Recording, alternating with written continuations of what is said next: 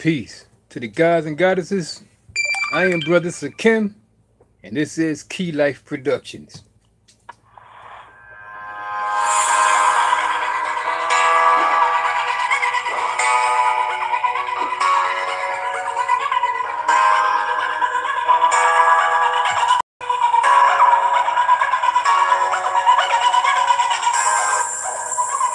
Tonight, we will have Brother Taalib, and he will be going in on Taariq Noel. He says he has proof that Taariq Noel is lying on Dr. York. This is a call-in show, so after the brother speaks, you will be able to call in, ask some questions, and I want to hear your opinions. There's a lot of stuff going on circulating this. Taariq Noel, as you might remember, came out and found Captain Tazariak on a day when Captain Tazariak said that he usually doesn't come out. And but he just happened to come all the way from wherever he lived and found Captain Tazariak on this particular day. So in a few minutes, we are going to be calling Brother Taalib. Told him 10:30. It is 10:29. So, you know, we're going to go ahead and right on schedule. Less than 1 minute, we will be calling Brother Taalib.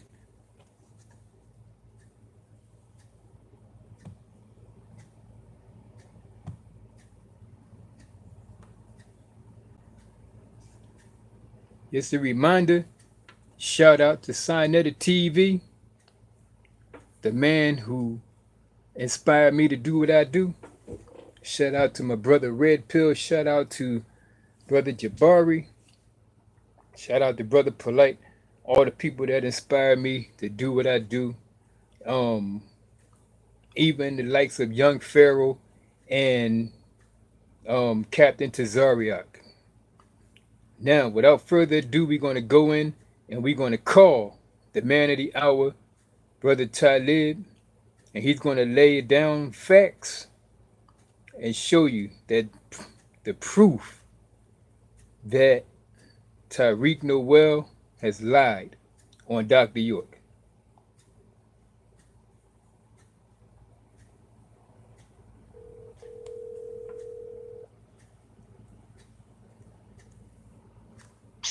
Give me 1 second. Okay.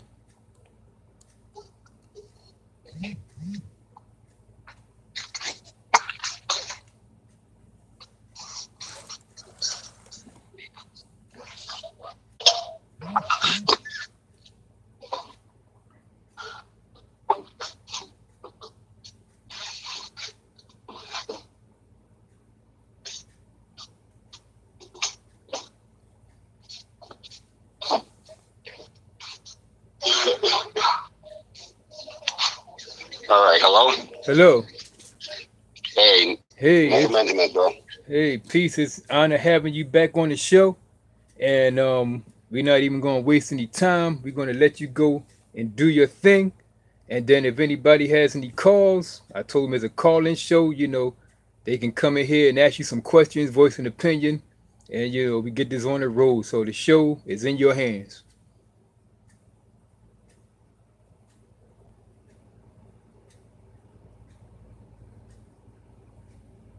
Hello?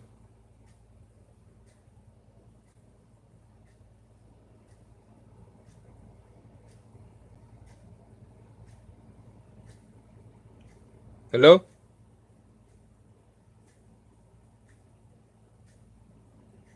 Let me see what's going on.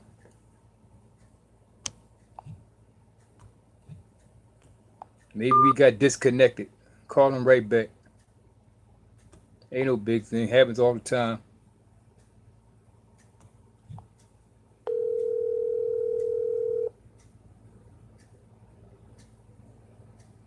Hello? Hello? Yeah, can you hear me? Yes. Okay, cool. Okay. Sorry, people. I'm a little bit tired right now, but okay. So let's do this.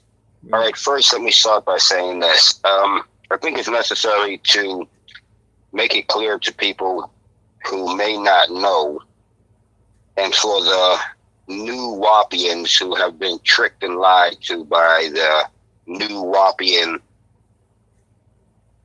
so-called elders that are running the thing that has now become a religion.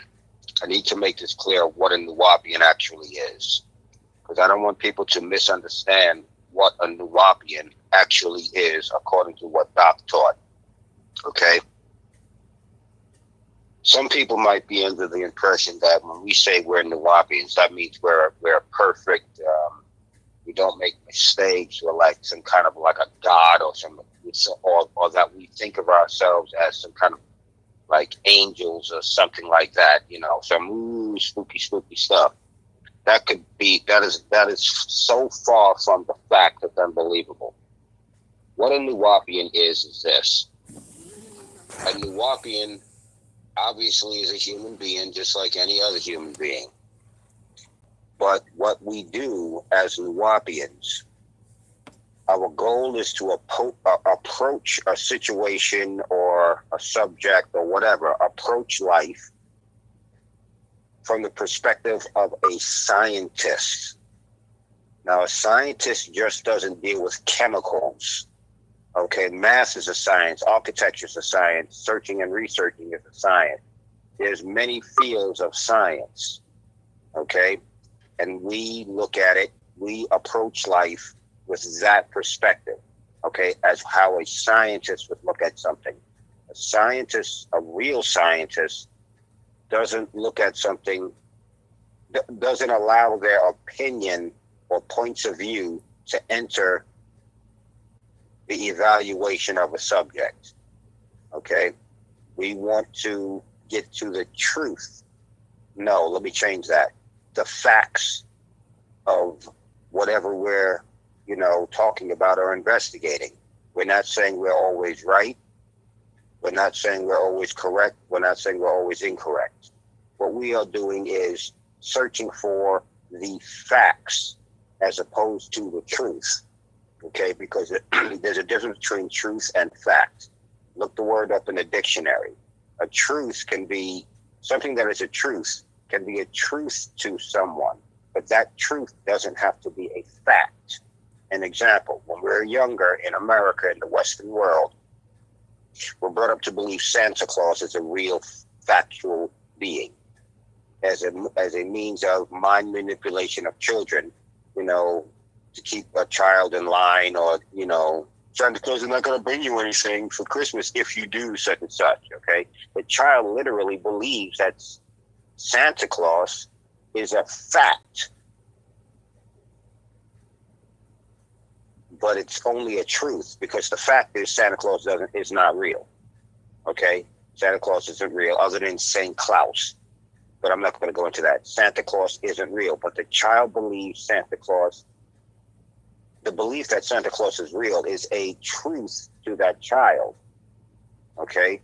But if the child, once the child does searching and researching and uses clinical thinking, and realizes that Santa Claus is not, the belief in Santa Claus is not true, because Santa Claus does not factually exist. I'm not going to go back and forth on that point, but my point, but look, open up a Oxford Dictionary and look at the definition of the word truth, and look at the definition of the word a fact. Okay? They are different definitions. They have to be, because there's two different words. Okay? So we, as Nuwapians, we strive to find facts, okay, of whatever we're discussing or involved in. Doesn't matter what it is, that's what we do. But at the same time, we're human beings. Okay, we make mistakes and errors just like anybody else, and, you know, we have emotions and blah blah blah. But we try to have all of those emotions and opinions and things as secondary. They are not primary. For most people on the planet Earth, what they feel and their opinions,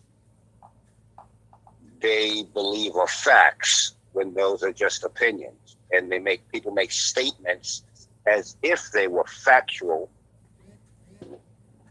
and no one actually, that's not what a Nuwapian is. We strive for facts. Okay, we put, no matter what our feelings are as human beings, and our opinions might be as human beings, whatever the facts say, that's what we go with.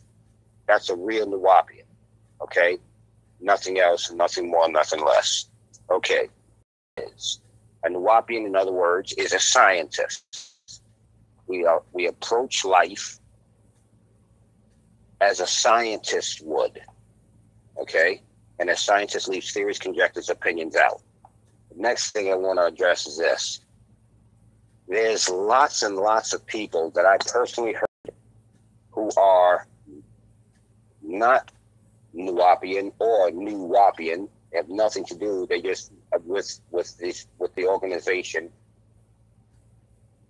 To keep it short, there's a lot of people out there who accept rumors and people's statements as being a fact. Those people who accept rumors and statements and, I said this and I heard this with John Doe and I saw this on the internet, blah, blah, blah, and they accept those things as being a fact, that's far, far, far one from being logical. Okay? And that is extremely far from being a Nuwapian. Nuwapians don't do that. No matter what you say, Nuwapian is going to say to you, well, prove it. And then a statement does not prove anything. A statement is just that, a statement. I can say anything. God is real. Santa Claus is real. The dog bit me on the leg. Those are statements. Someone might believe a statement and someone may not a statement. That's not what Nuwapians do, and that's not a logical thing to do. Statements, any statement, logically, and as a Nuwapian, we say, well, you have to prove that statement is a fact. Since you're presenting it and you're saying it as if it is a fact, you have to present evidence to prove it's a fact. Just because you say it's a fact, or you say it as if it's a fact, and you believe it, doesn't mean anything. The only thing that matters is if you can support that statement with provable evidence. Okay? Doc, for instance, there's this thing that I've been hearing for years and years and years and years from Nuwapians and from people who are not affiliated with Nuwapians at all. Okay? That Doc said he was God or Jesus and all of this stuff. Okay, that Doc doesn't make mistakes. All this information that Doc had popped in his head, and and all these other statements that people make. Well, like I said, Nuwapians, we deal with fact. Okay, real Nuwapians deal with fact. If Doc was not a human being, meaning DeWitt York, the physical being. Okay, if he was not a human being like I am, like every one of us on this planet are, okay, then I could say, okay, then he didn't make any mistakes and things like this, and Doc knew everything and all this other nonsense. But the facts show Doc never said he was God. Doc himself said he was God. If someone says, yeah, Doc said he was God, well, then you have to show me videos of him saying that, or pull it out in some pamphlet or something like this that he wrote that says he's God or that he's Jesus. There are videos on YouTube and on the internet in general, okay, where numerous times Doc says, I am not God and I am not Jesus. Clearly states that, okay? The other thing is this. People say, well, Doc, all this information just popped.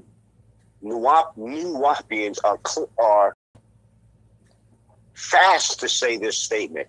Oh, the information, only Doc had the information. No one else had the information in the world. Only Doc had the information. After Doc had released the information to the world, then everybody else had it. But before Doc, nobody had the information. Well, that's false. evidence to support that statement. Here's some evidence to prove the statement that these Nuwapians and others are making, that all this information came only from Doc and only Doc had it and da-da-da-da. Here's a statement that Doc used to make. Don't believe me, check it for yourself. Oh, and I want to say this. Don't believe anything I say, check it for yourself. Okay? Doc used to say in every class, don't believe me, check it for yourself. How can you check something for yourself if the information is not there to be checked? If you cannot go somewhere and to different outside sources and check to see if the information is true and is factual or not. How is that possible? How can a person check something, check anything, do an investigation into anything if you don't have any source of any resource to do investigation with? It's impossible. So obviously the statement itself, don't believe me, check it for yourself, to any clinically thinking person and logically thinking person, that statement itself, the second part of the statement, check it for yourself, clearly says, or it clearly indicates that the information is out there. All you have to do is go do the searching and the research and check it for yourself. It clearly means that. It indicates that without, that's that's a clinical, as a scientist would look at linguistics, okay? Because language is a science, okay? The statement itself clearly indicates that you have the capability, there is a possibility, the information is out there, okay? That the information is out there, or you wouldn't be able to check it. Okay. Another thing, this is more evidence proving that the statement, Doc came up with all this information and no one else had it before him. Doc knew everything, and you could ask Doc anything and he would have the answer for anything because he's like this, perfect being and all this other nonsense. Well, here's some information, people, and then I'm going to go on. There's a pamphlet, or nowadays they call them scrolls, okay? Back in the Ansar days and the Ansar Allah days and New Islamic Hebrew days, we used to call them pamphlets, okay? But literally, they were pamphlets. But since the, what is it called? It's called hold on, I'll just read it right here. It is called For the Holy Tabernacle Ministries, okay? They call them scrolls. There is a scroll. It's number 82. Again, there is a scroll. It is number 82. The title of that particular scroll is, quote, Mission Earth and the Extraterrestrial Involvement. Again, it is scroll number 82. The title of scroll 82 is, quote, Mission Earth and the Extraterrestrial Involvement. If we turn to, hold on, I believe it's page 25. Oh, yes. If we turn to page 25, in that particular scroll, and we go down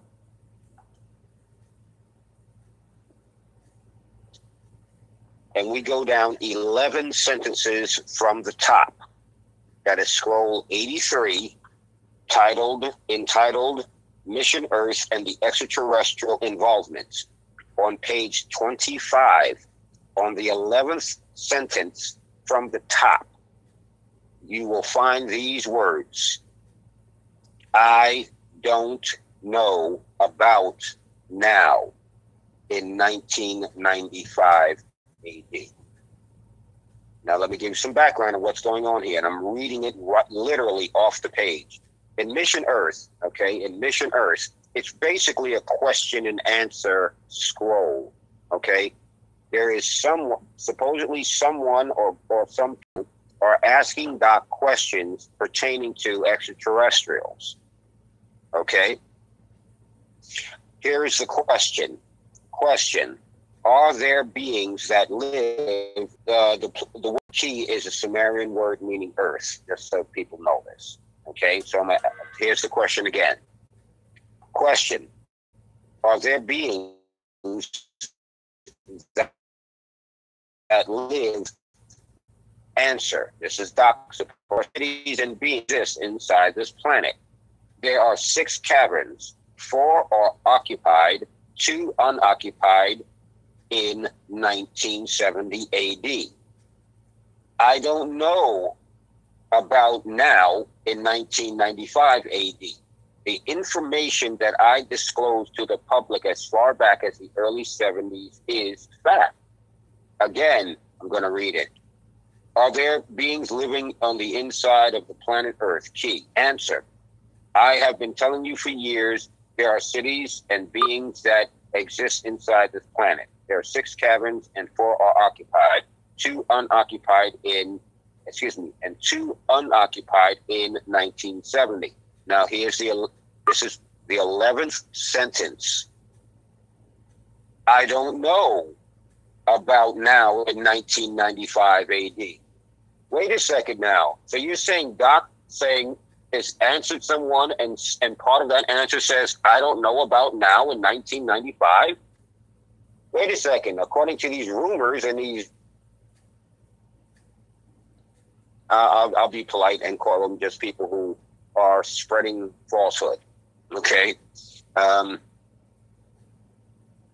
right there says, I don't know about now in 1995 AD. Doesn't that sound like a normal, regular, everyday human being like anybody else? Let's say a scientist about a subject, whatever, has a lot of information on the subject. A lot of information.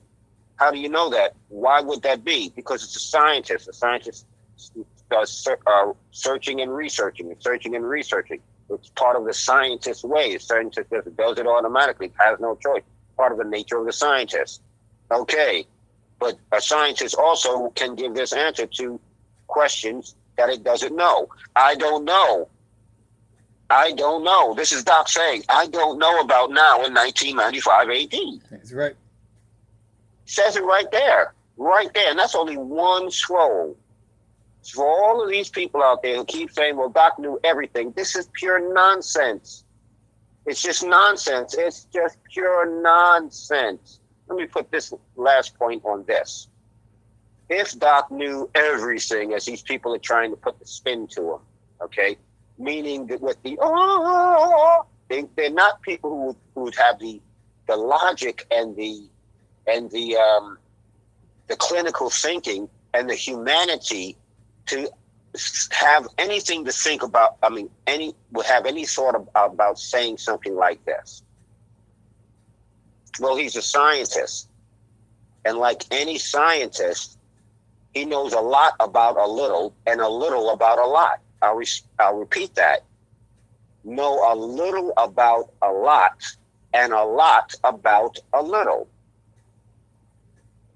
He had a lot more information than most of us ever came across in our existence. But he didn't have information that wasn't already on this planet. He didn't have information that wasn't that wasn't available to the public. Well, I can't say that. He had information that wasn't available to the public at large at that time. Okay, but as far as him being he had this information and nobody else had it. Oh, it was Doc. It was like they're trying to make it like he was some Jesus Christ or some mythological being like Jesus or Moses or some nonsense like that. Like Doc knew everything. Oh, you hear the angels sing and the harps play. Well, Doc clearly said, again, scroll number 82, Mission Earth and the extraterrestrial involvement, sentence number 25. He is asked the question, are there beings that live inside the planet Earth? Key. His answer, I have been telling you for years that cities and beings that existed inside the planet Earth. There are 6 cities, 4 occupied, 2 are unoccupied in 1970. I don't know now, I don't know about now in 1995. Get the point, people? Yep. Hope you get the point, okay? He had a lot of information. Now that he is incarcerated, people who did not have that information, did not have the majority of the information, and was able to break down the information and relay it to people so we could understand it or overstand it. Those people, before Doc was locked up, those people who are naysayers and talking all this garbage and whatever, they were church mice. They were little kids hiding in the corner with their Pampers on. They didn't say a word. None of them, not any of them. I don't care who they are. They were silent, and you all know they were silent. You didn't hear any of these people saying anything against Doc. But now that he's locked up, diaper wearers, all of a sudden they wouldn't go to any of his classes, and you didn't even have to go literally to the classes. It was on the radio. You can call in. Okay, you can do it on the internet. It was, come on now, people. We're in the 21st century now. Okay, and none of these people who are speaking up now were saying word one back then. Not word one. Why do you think that is? But now they're making all these statements and claims, and not one of these statements or claims that they are making and have made have they substantiated with actual evidence. They call evidence, they said A, B, C, D, E, F, G. Somebody says, well, prove it. Well, they just say Z, E, W, Z. They don't per se, well, here's the evidence. They make more statements, and more statements are supposed to be evidence. Get out of here. Santa Claus brings you presents. Oh, really? Prove it. Okay, because you know that reindeer take him on the sled from the North Pole. That ain't no evidence. That's just another statement. Okay, so I hope I got that part clear. The next thing is this. What's the brother's name? Is that him, please? Taariq Noel. Okay, Taariq Noel. The last time when I spoke with the brother, first I want to make this clear. I did lose the Taalib came out instead of the Nuwapian. At a point there, the Nuwapian in me became disgusted and left, and then Taalib showed up. Okay, and that was the person who was acting like a child. Okay, now I'm a Nuwapian, so I'm a real Nuwapian. I'm one of those people who are willing to admit if the evidence is presented to me, and it's provable evidence that I was acting like a child, and I was acting like a child. There's no way around it. I can't dodge it. I can't, not address it. It just is the way it is. I was acting like a child. Okay, and the reason is because when I asked Taariq questions, he made statements, or he gave answers. His answers were statements. His answers weren't evidence. His answers were statements. Look up the definition of the word statement in an Oxford dictionary. Okay? And so I would repeat the question, and then he would make additional statements when I was saying to him clearly that what evidence can he present? When he continuously just started for 5 or 10, however long he was speaking in each segment, he never presented evidence. So all I could do from that point was take his statements and analyze his statements for fact or falsehood. Okay?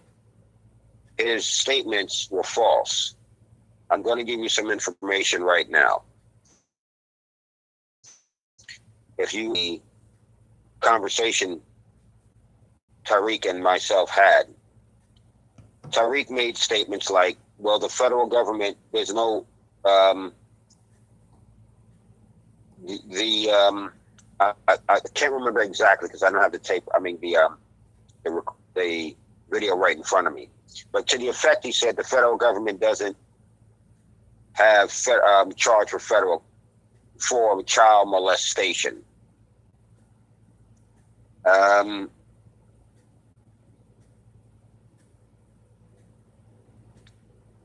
Just so people know,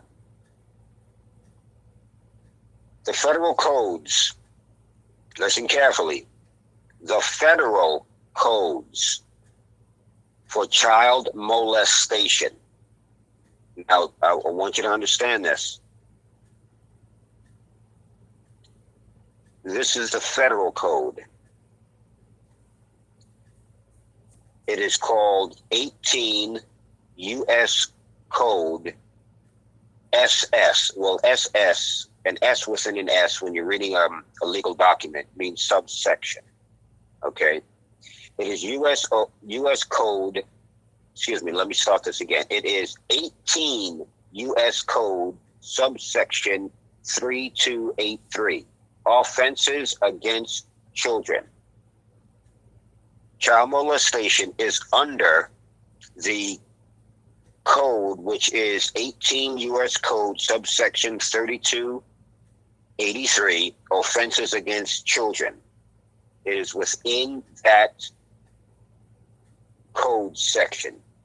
The actual code for child molestation under the offense against children's code, the federal code, which was passed on June 25th of the year 1948. It is, I'm just going to read a few of them. Public Law, or PUB law, I'm just going to say the whole thing. Public Law 103 through 322. Title 33, subsection 330018A. Another another code under that code of offenses against children was passed on September 13th, 1994. That particular code is Code 108, Statute 2149. And then the public law for that is 108-21. That means 108-121. Another one is Title Subsection 202, which was passed on April 30th, 2003. It is Statute 117.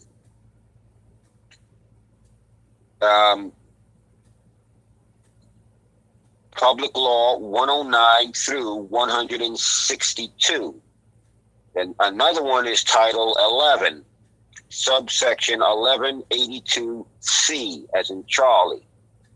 It's passed on January 5th, 2006. It's statute number 119. It is 119 statute 3126. That's the federal. Just a few of the federal statutes. The local, which is Georgia, because that's where the case took place, okay, and the offense was supposed to have happened, or the charge was passed in. That he was charged in Georgia. Their local code is GA Code subsection 16-6-4. That law was put into effect in 2017, according to the legal paperwork. Okay. Okay, so, and the next thing is this. Now, Doc was charged with this. Let me just pull it up. And after I read this, then I'm willing to take any questions or statements that anyone has about this or anything else.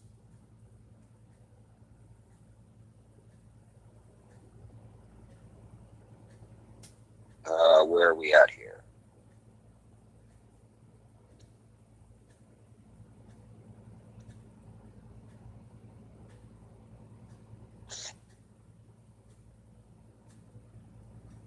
Okay. For those of you who want to do the searching and the researching, this is the actual case I'm reading from. Literally, the case I'm reading from. And now remember, I asked Taariq when I talked to him before, I said, well, what's the case number that you're reading from?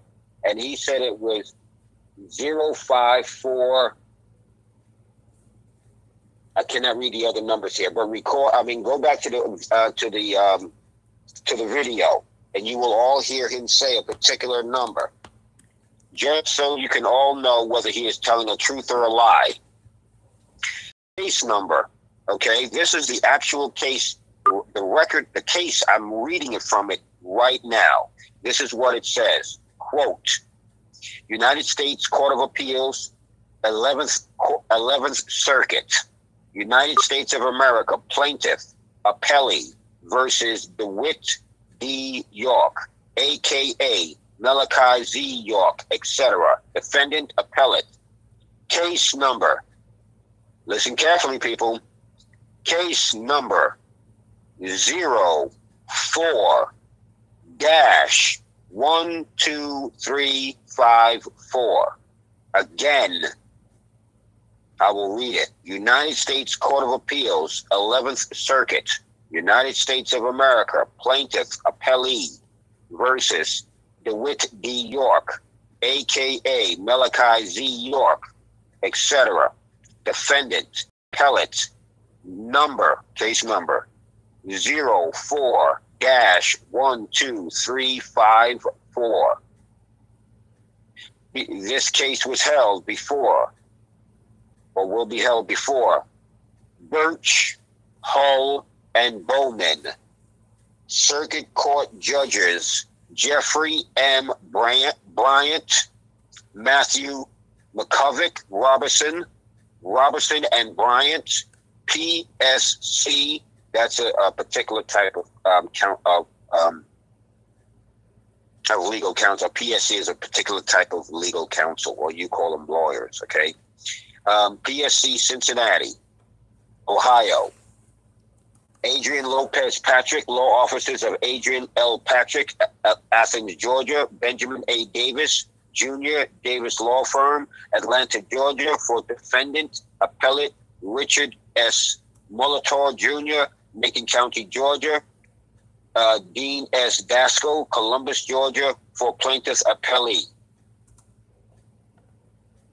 Okay, that is the case number.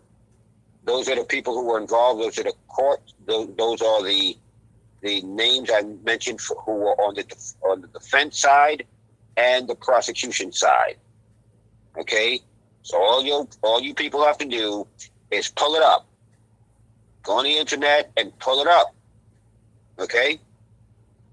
So for Taariq to say that it's not a federal offense is just totally not in compliance with the facts.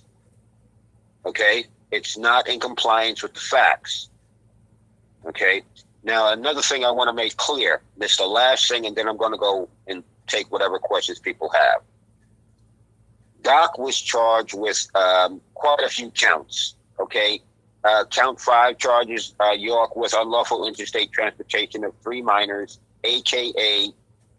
Now, I want to make this clear. In the court records, they cannot put these individuals' actual name. They cannot do that because they're minors. So usually in the courts, what they do in situations of that, they take the first letter of the first name and the first letter of the person's last name, of the minor's last name, and that is how the individual is identified throughout the case, records, and everything. Okay, even in the courtroom itself, they wouldn't say like They wouldn't say John Doe. They would say J.D. Okay, plaintiff J.D. or things like that. This is what they do. Okay, so Zakim. Yes. What is his name again? Taariq Noel. Okay, now I want you all to understand something. They have the initials of these people who were in the case, who were on the stand in the case, okay, who were making these accusations of child molestation. In this court records, it says, and I'm going to give you an example of what it says. No, not an example. I'm actually going to read what it says, okay? Not entirely, because this case record, I mean, this is lengthy. I'm just making a point here. Count 4 charges York. York meaning DeWitt York, Dr. York, Doc, okay? Count 4 charges York with the unlawful interstate transportation of a minor identified as I.J. from Sullivan County, New York to Eatonton, Georgia in February 1993. Count 5 charges York with the unlawful interstate transport of 3 minors identified as K.H., A.N., and D.N. from Sullivan County, Georgia to Eatonton. Let me say that again. From Sullivan County to Eatonton in April 1993. Count 6 charges York with the unlawful interstate transportation of a minor identified as A.T. from Kings County, New York to Georgia in April 1993. Count 8 charges York with unlawful interstate transportation of 3 minors identified as A.N., K.L., and S.W. from Georgia to Florida in 1996. Count 7 charges York with a 1996 act of interstate travel from Georgia to Florida for the purpose of engaging in unlawful sexual activity with a minor in violation of Mann Act 18 U.S. Code subsection 23B. The minors in court 7 are the same minors named in court. The minors in count 7 are the same minors named in count 8. Now, the other count 9, 10, 11 charges you with unlawfully structuring the cash transactions. That's the RICO part of the situation. But nobody cares about the RICO part of the situation. They only care about this supposed child molestation part. I want to make this clear. There's an actual law, okay, for child molestation. Child molestation under the law is different than unlawful sexual activity with minors. It is different than child molestation. Understand this, okay? Don't believe me, check it for yourself. I'll give you an example according to law, what sexual activity with minors can be. Everybody, I'm just using this as a reference because this one, I'm pretty sure, especially in today's world, most people are just into gossip and rumors and not into facts. R. Kelly. See, all I had to say was R. Kelly. And all of you do not even instantly think of all the sounds of songs he sung and, his, skills that he has as a musician and such and so forth, as an artist. Instantly you think about, that video of him with that little girl. And he said it wasn't a little girl because he didn't know it was a little girl and blah, blah, blah, and all this other rumors that going around. Whatever the case may be, he did not get charged with sexual molestation. He was charged with unlawful sexual activity with a minor. He was not charged with sexual molestation. He was charged with unlawful sexual activity with a minor. Child molestation and sexual activity with a minor are two completely different charges. Understand this. I want that to be clear with everyone out there. Okay? Nowhere in his charges was he charged with sexual molestation of a minor. He was charged with 9 counts. Excuse me, to be more accurate.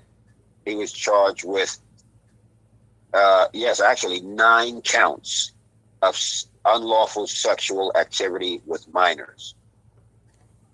Okay? That is not correct. He was charged with 2 counts. No, in count 7, he was charged with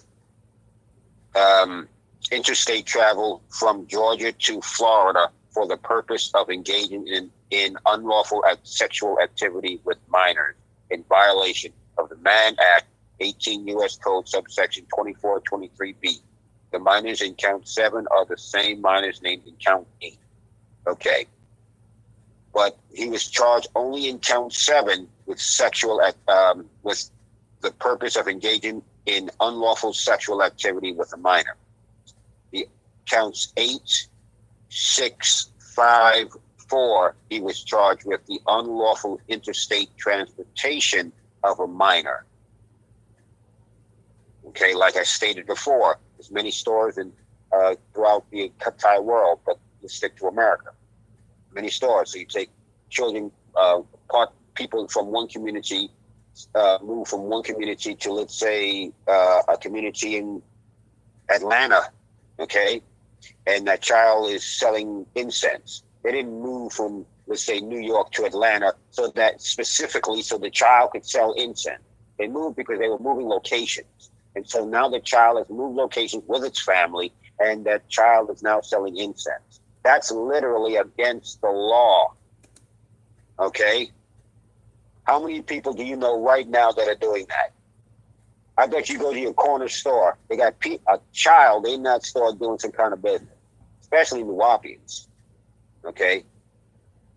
That child's going to sell you incense or whatever. Right. Okay? If you go to anyone's store, if a minor is doing any type of business at all in the store, any type of business, like is acting in the capacity of any employee, that is a violation of law.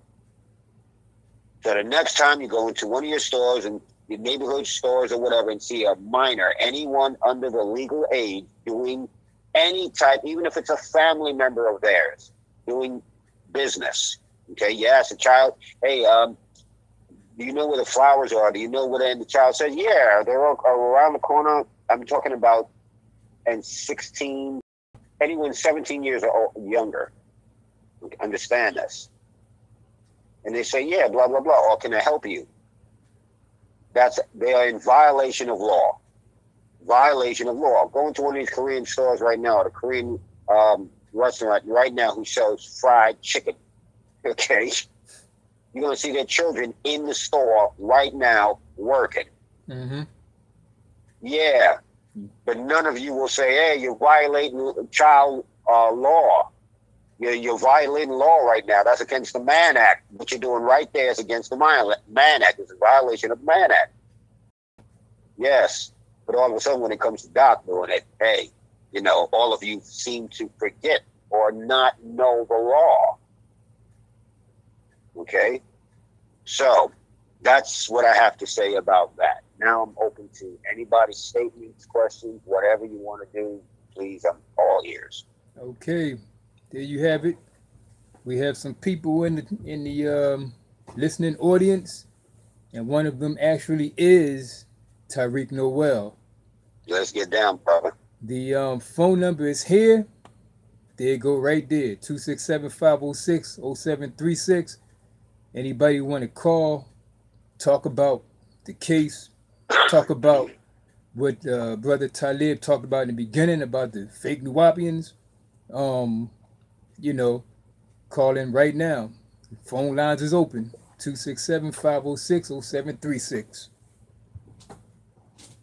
all people, we can talk about anything you care to talk about. Yeah, whatever it is. Any questions you've always had that you wanted to know some answers about this or whatever. Hey, I'm a human being. I'm willing to talk to anybody about anything. Right. Don't even have to be about this. Sorry about that. Don't even have to be about neither one of the subjects. Just call in, you know, ask a question. I'm telling you, I know this man for a while, and he is very knowledgeable. Very knowledgeable. So anybody's going to call in, who's going to be the first one to step up? Right now, I want to make this clear, people, so nobody has this thing that I think I'm some kind of some other negative nonsense. I know a little about a lot, and I know a little about a lot, and a lot about a little. Every one of you out there know a lot more than I do about something. I guarantee it. Okay? So I'm not saying I'm like the smartest person walking the earth or anything like that. Anybody who does searching and researching and has an open mind knows this statement. The more you know, the more that you understand that you don't know. Okay? So I know a lot less things than I actually know. Okay? There's more things I don't know than things I know. It's just that I know a little about a lot and a lot about a little. But I'm more than willing to learn more information. Okay? No question about it. So, there you go. So, is anybody going to, you know, any questions? Any statements? I know we have Brother Pie watching. You know, yeah, Brother Pie, if you are up in there, which I believe you are, you was telling us something about the Nuwapians have actually changed the name to something. I can't remember what it was, but if you in there, call in and you know, let's talk about it. Brother Abdul Muhammad, if you're in there, Taariq, if you want to call in, we're going to have about 5 minutes for one to talk, and about 5 minutes for the other brother to talk. No one talking over each other. So you want to come in, defend your name, you know, come on in, give a call. 267-506-0736.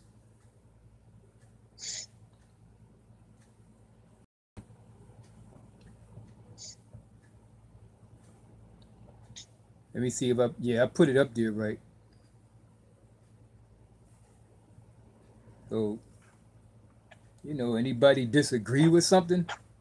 Anybody want to add on? Anybody want to talk about something else? You know, come on, step up.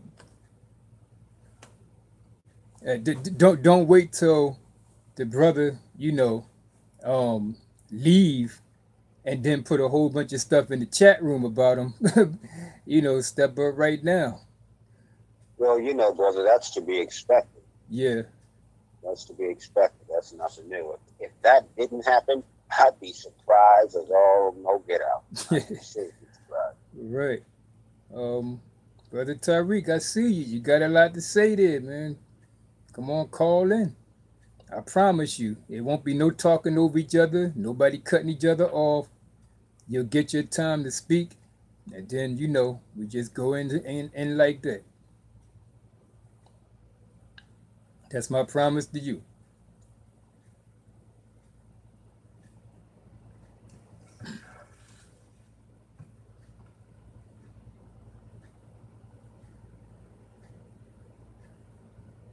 So maybe while they gathering the questions, maybe you want to go into something else. I don't know.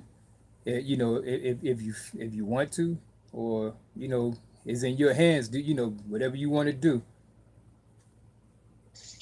Okay. I'm going to now pull up something. Just give me a second.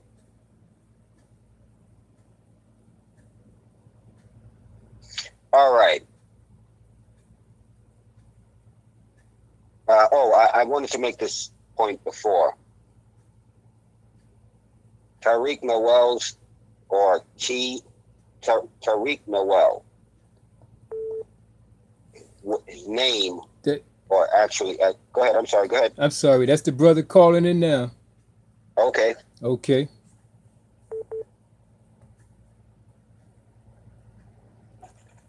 Hello, brother Taariq. Peace. Peace. All right, I'm about to merge you, and I promise you it ain't gonna be no talking over each other. So I'm gonna merge you right now.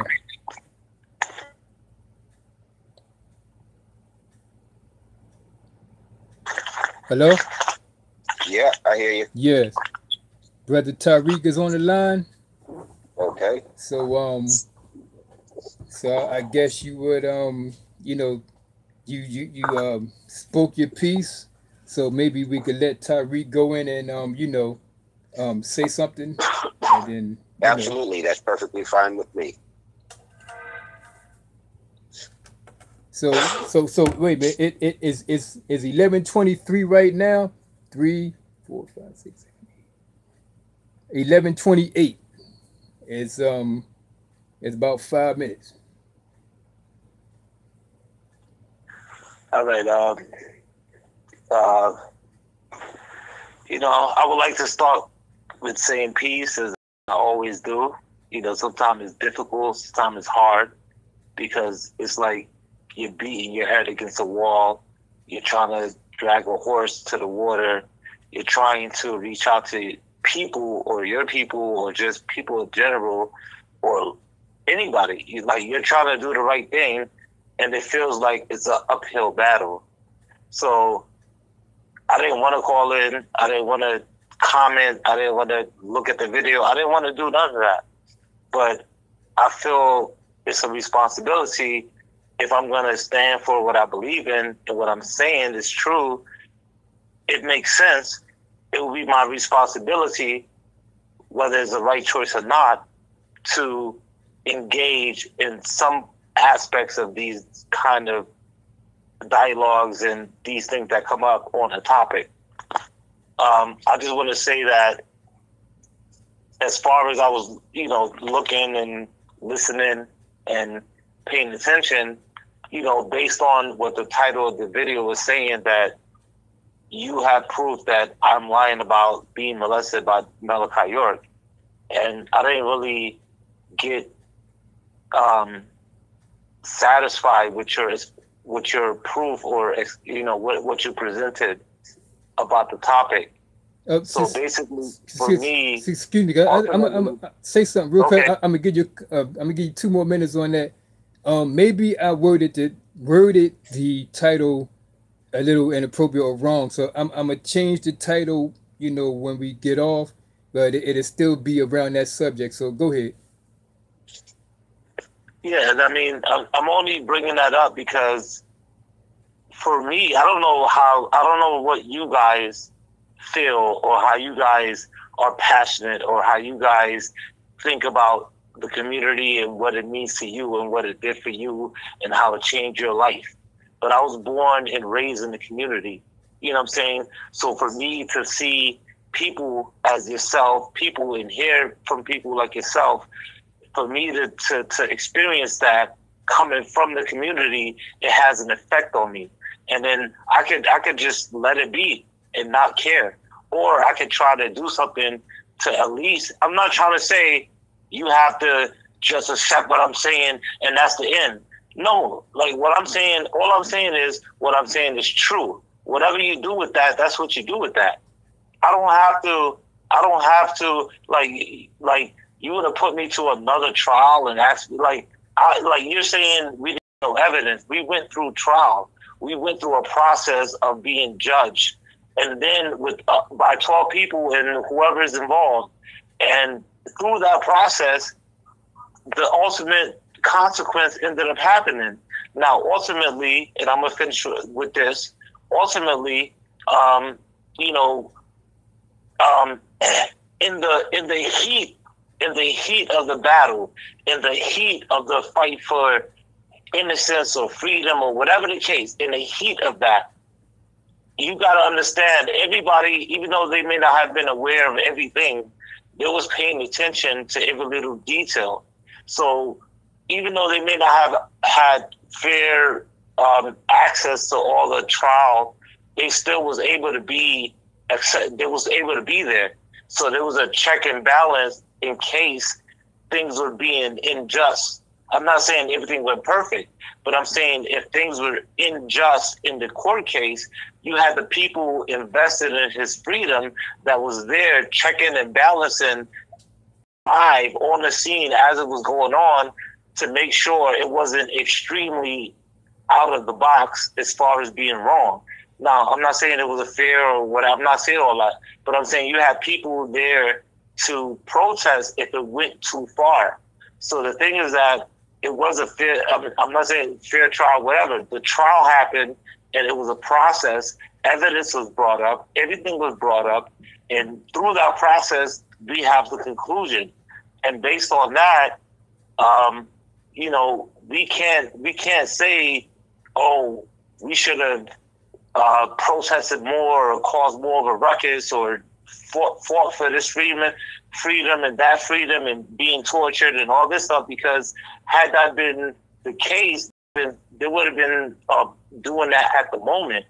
When there was a fair, unfair judgment or anything like that, people would have, at the moment, even though they may have gotten shot down, they would have made that statement. And then you can reflect on it 15 years later and say, that's what we did at that time because this was unjust during this part of the trial, during that part of the trial. Because I'm just saying that to say that people on both sides were paying attention to the trial. So if anything went out the box as far as being so unfair about the trial, then it would have been protested to the point that we would be talking about it today, besides just saying he's innocent. So I'll finish with that, and I'm going to respectfully listen and not, you know, and I respectfully, take part right now. Okay. Yeah, that would, yeah. I just wanted you to go ahead and get that out, Brother Taalib. Okay. Greetings, brother. How you doing? Hope your night is going good. Okay. Being that you're a Nuwapian, or I'm presuming that you are a Nuwapian,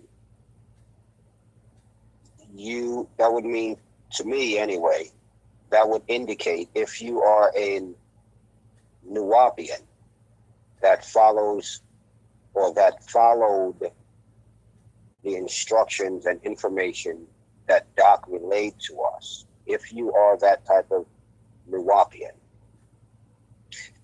Doc made it very, very, very, very clear and it's all throughout his videos on the internet and in numerous, at least 1,000 different books and pamphlets.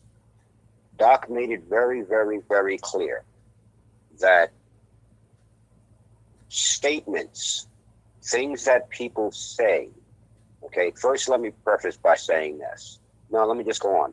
Doc made it very clear that just because someone, and I'm not speaking of you directly, Taariq, I'm not speaking of you, I'm just saying as a general rule, okay, statements, just because a person says something, and when you say something, it's called a statement. That's why I say statements, okay? When someone makes a statement, especially if that statement is presented as being a factual statement, okay? Statements, anything that a person, look as a Nuwapian, meaning a scientist approaching a situation, whatever it could be. There's no theory, conjecture, personal opinions involved. You hear a statement, and especially if the statement is presented as being factual, a factual statement, the logical and a logical person and a clinically thinking person, the first thing that comes to a clinically thinking and logically thinking person once they hear a statement from anyone especially a statement that is presented as being a factual statement. The instant question that should arrive in a person's mind is this: prove this statement is a truth. Prove that it's a fact. My brain requires proof that the statement is a factual statement as it is being presented. No, because it's being presented as a factual statement. A scientific mind, a Nuwapian mind, instantly requires evidence, proof that the statement is factual. It's not allowed as a scientist to hear a statement and automatically accept it as being a factual statement, nor is it acceptable as a scientist, a Nuwapian, to say the statement is automatically false either. You got to understand this. It's not about saying, no, that's a false statement. That's a factual statement. No. Investigation is required to find out what the evidence of the investigation says about the statements, not the personal feelings about whether the statement is factual or non-factual. Okay? So, now I'm directing this to Brother Taariq. You made statements. I made statements. The statements I made as a Nuwapian, it should be logical to require me to present evidence that the statements I have made or the comments I have made are actually factual or not. It is your duty as a Nuwapian to do that. Okay? Just like it is my duty to do the same thing, my duty and obligation to do the same thing with not just you, Brother Taariq, but with anyone. When I speak with Sakim, and you have no idea, Sakim is like my blood. Okay, we're not literally blood, but believe me, he's like my blood. Okay? I do the exact same thing with him, and he does the exact same thing with me. Why? Because we're Nuwapians. Right. That's the way it is. And it's not like when we do it with each other, we'll come up with some information that the other one of us doesn't have. And we'll say, blah, blah, blah. First thing is, okay, we'll start questioning each other for evidence that this is factual or not. We don't say automatically in our head, that's not true, or that is true. No. We start analyzing it instantly. Instantly, we start breaking it down and analyzing it, doing the searching and researching. And please, why? Because we're Nuwapian. We're not doing it to challenge each other's statements or points of view. We're not doing it to challenge. No, we're doing it to investigate, and the investigation should not be felt as being a negative thing. The investigation is a positive thing to scientists. Scientists, a Nuwapian, invites such what people say is investigation. We invite that. Why? Because you might show me that I have some wrong information. Some of the information or whatever might be incorrect. Or you might show me that I'm right. And together we can learn some more. But, oh, man, you don't even get it. Okay? So for people for anyone, especially someone who is supposedly a Nuwapian and not a Nuwapian, okay? When we're questioned, or people can even call it interrogates. When someone interrogates us or questions us, man, we love that. That's just part of the process. So I said that to say this. When you made statements, Taariq, the statements you made, I had to analyze the statement because that's what Nuwapians do. That's what Doc taught us to do. It seemed to me, it didn't seem to me. when I started it, they say the devil is in the details, okay? You can say the angel is in the details. You can say whatever's in the details, but a scientist looks for details, okay? That's what we do. We look at the details, not just at the surface. We look at below the surface and in between the below and the bottom, and we look at the, we look at the atoms of it and everything. These as much as we can. That's what we do, okay? So I had to treat you with the same way that Nuwapians would to treat each other or anything, approach anything. A statement is made, especially if the statement is presented as if the statement is factual. The statement must be investigated to find out if it's factual or not. Well, the statements you made, and I have the recordings, okay, I have the tape, and I can, if necessary, I'll play it back and tell you exactly what tape number it's on and exactly where in the tape it is. You made statements like, okay, wait, and to find out if something is a statement is a fact or not, a fact or falsehood, you take the statement and you analyze each section of the statement, each part of what was said, okay? You said that the federal government doesn't charge people with federal crimes. That's not a logical statement for someone who is dealing with the law enforcement for the amount of time that case was going on. Okay, and not even the public part. Okay, but just the public part alone, not the secret investigation that was going on, like Habib Washington said. Oh, and for people who want to know, the wife that said that I'll give you that name tonight, okay, who said she had the videotape, I'll give you her name tonight, okay, because I have her name. I'll give it to you tonight, okay? So my point is, you made statements, like one of your statements was that the federal government doesn't charge for federal offenses. I have a whole list of names of the government charging for federal offenses, the actual names, the case numbers, and everything. Okay. You also said that child molestation is not a federal offense. Okay. Well, I just gave everyone the information of a short list of the federal offenses for that are specifically child molestation under the Child Sex Abuse Act. I'll pull it up again. Okay, but my point, I'm looking for something else right now, but I'll pull that up again. My point is, I gave the information.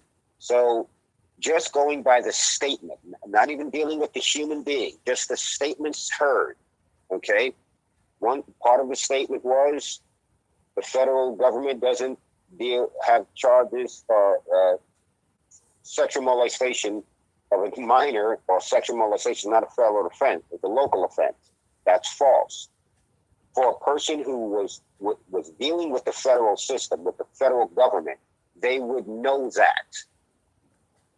Their answer would be, the federal government does charge, or their statement would be, yes, the federal government charges child molestation is a federal offense. Their statement would not be child molestation is not a federal offense.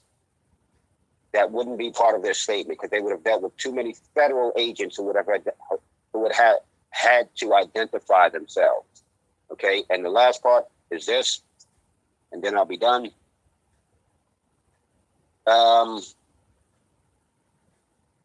Like you stated just now tonight, and the conclusion of the case should stand, right? I agree with you 100%.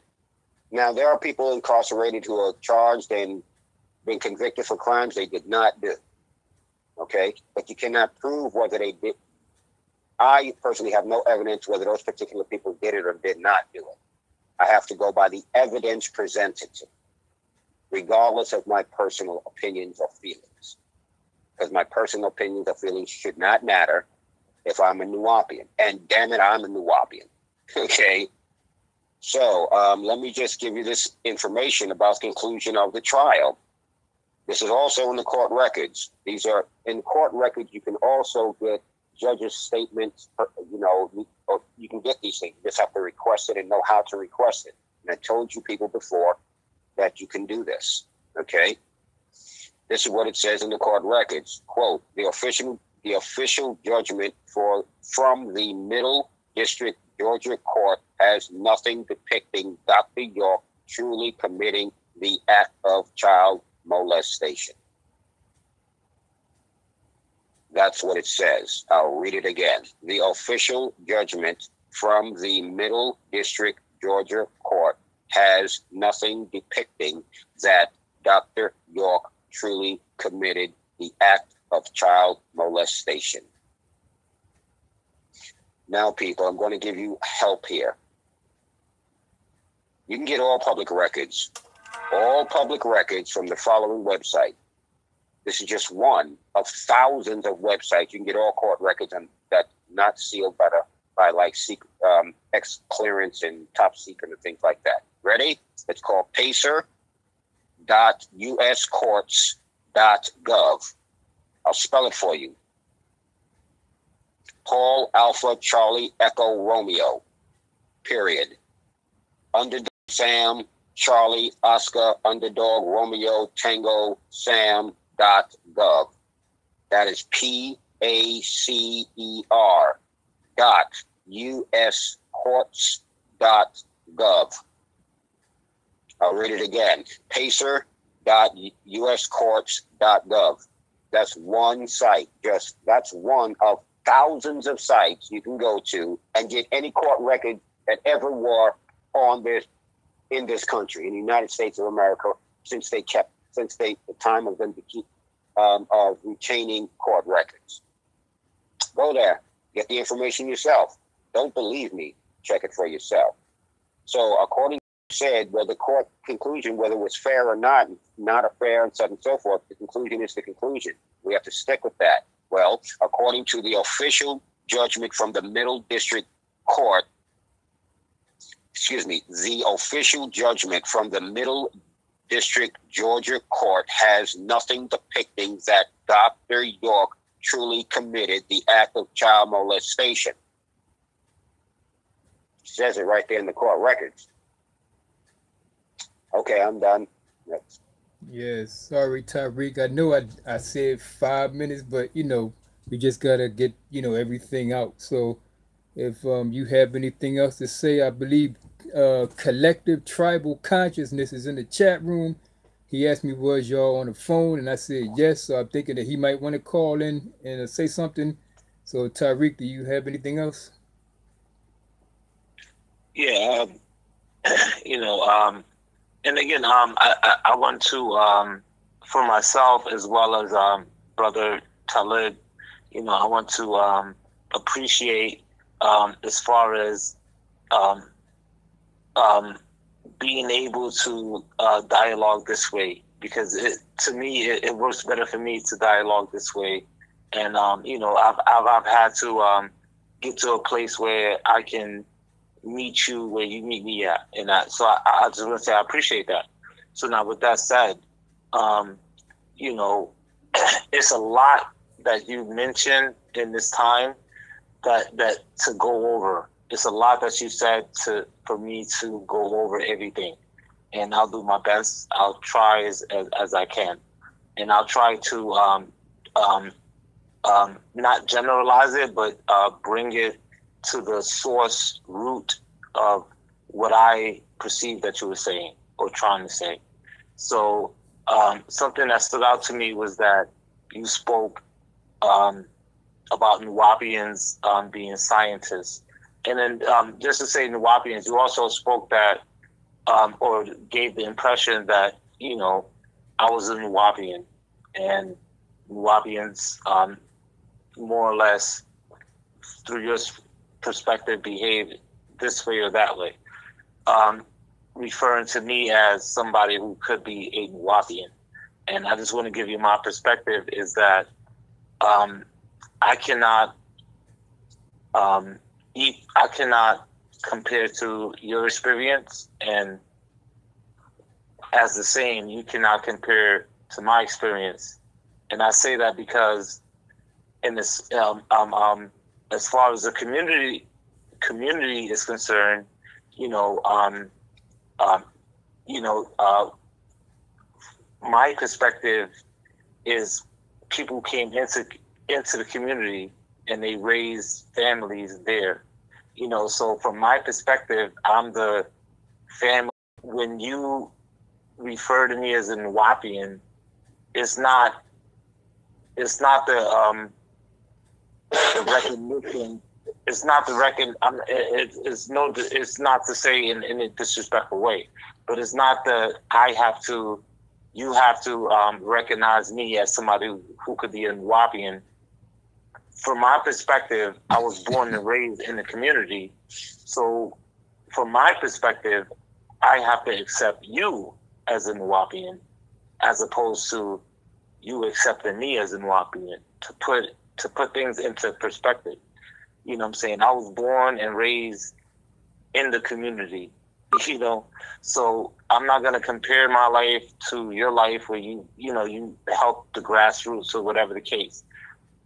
I'm not comparing it, but you had, or people had a life and they came into the community and changed their life and became a new life. For me, I didn't have no other experience. All I knew was the community. So I was a product of that environment of which I was raised in. So I'm coming directly from representing the actual essence of what you refer to as a Nuwapian. So I don't associate myself as a Nuwapian the way that people define it, the way that people see it. I am the definition of who the person that any person that was born and raised in the community, you know what I'm saying, by default, we're Nuwapians. So this is why we're having this dialogue, because it didn't take a month, it didn't take a week, it didn't take a year. It took years for people to accept the truth. It took decades almost for people to accept the truth. And I don't want to be the person who has to do this. You know what I'm saying? But unfortunately, I was in a situation to speak about this. So with that said, let's try to bring it to some of the points you were saying. And when you was referring to Nuwapians being scientists and looking at evidence and taking a statement, because you was referring to statements that I've made, and that was the information that you have to go based off of to investigate what I was saying about my statement. So you made it a point that a statement is a valuable point of reference. So as far as statements is concerned, we have a representation of statements in the form of a guilty plea that was visible, that was audible, that was you could see, you could hear it, you can view it, you saw the person, Malachi York, plead guilty. So this is, in a scientific sense, evidence.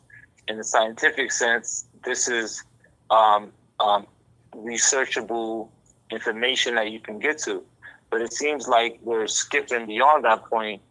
We're even skipping beyond the trial and information and details within the trial, because when you make a statement that if you look up that he ultimately wasn't locked up for child molestation, you're making that statement that he wasn't locked up for child molestation. It was for whatever your statement is. But the thing is that when you're telling people to look this up and they actually do their research and they look into the case, they're going to see, one way or another, they're going to see the charges. They're going to see the child molestation aspect of the case.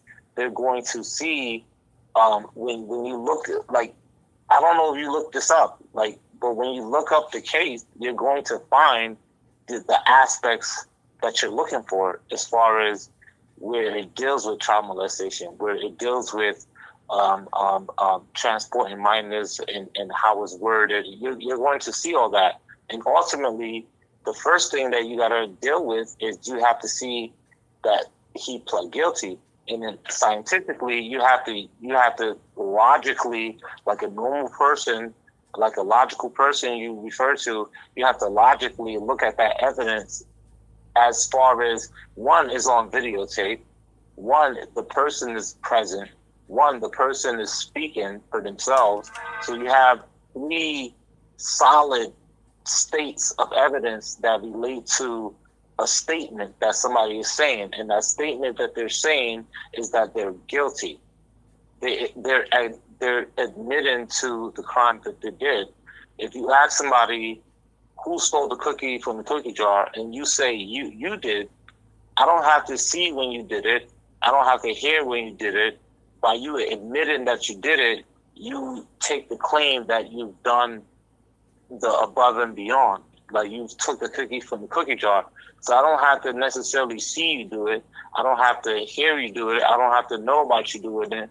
But when you admit that you did it, you are taking the responsibility of committing whatever that you took a cookie from the cookie jar. So, of course, you know, the way you may see things is that there's a reason why he pled guilty. So then you're gonna counteract and say, this is the reason he pled guilty. This is the reason he did this. But you can't deny the fact that it's a piece of evidence. It's something scientific. It's something that you can look at. It's something you can examine. It's something that you can research. It's something that you can put in a time and place. It's something that you can, you can correlate to the matter at hand. So when you, hello? Yes, we.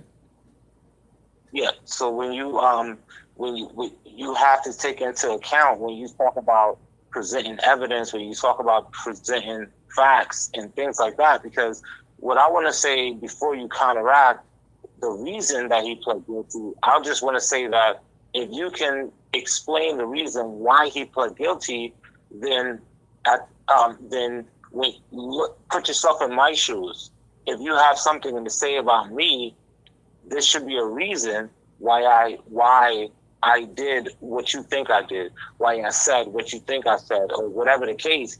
Because if you take that for your person, Malachi, if you take that as there must have been a reason that he did that, or you explain away why he did that, and then you at least have to look as to my situation, why you think I'm lying. You at least have to look into that and say, well, okay, this is why he would have said nothing happened to him. This is why he would have did this. If you're going to accept Malachi York was tortured and did this and that in order to plead guilty, you have to look into my position and my shoes, and whatever you have against me, at least you have to look to research why would I be saying that. And if I'm saying if what I'm saying is true, then it's true. If I'm saying nothing happened to me, then you have to look into the research and see why I said nothing happened to me. Because you're saying that Malachi York pled guilty, that's on record, but you're saying that he did it for a reason. So you're nullifying the fact that he pled guilty as evidence, as proof in front of your face. So if you say that I'm saying at one point nothing happened to me, you also have to give the same resolve and say, okay, well, let me look into why he said nothing happened to him. And because if I said nothing happened to me and that I've never been molested by Malachi York and nothing was true, then it shouldn't be just a statement. There should be a plethora of information behind that as to how this conspiracy in your eyes came about. I should be able to provide all the information as to how the conspiracy came about and not just say nothing happened to me. You know what I'm saying? So if I have all this information about what did happen to me, if nothing happened to me, I should also be able to say how it was all just made up and a lie and all that. I should be able to break that down to you if it was an actual lie, if I actually made it up. So, and I'm going to finish with this. You know, if you want to respond to what I said, I mean, that's fine, but I kind of don't want to go back and forth about the trial and things that was tested through time and tested through judgment and tested through whatever. You know, I want to say that if you do make a statement, if you want to say something, then you present the information and present the facts that you have that prove that I'm lying about Malachi York molesting me. And with that, I'll pass. First of all, I want to say to collective tribal consciousness, I apologize. I assumed you was a dude, a man. I'm sorry about that. I shouldn't not have presumed that she is a goddess. And you said you're just listening, but you made a couple couple of statements in the chat room, and I would love for you to call in and expound on it.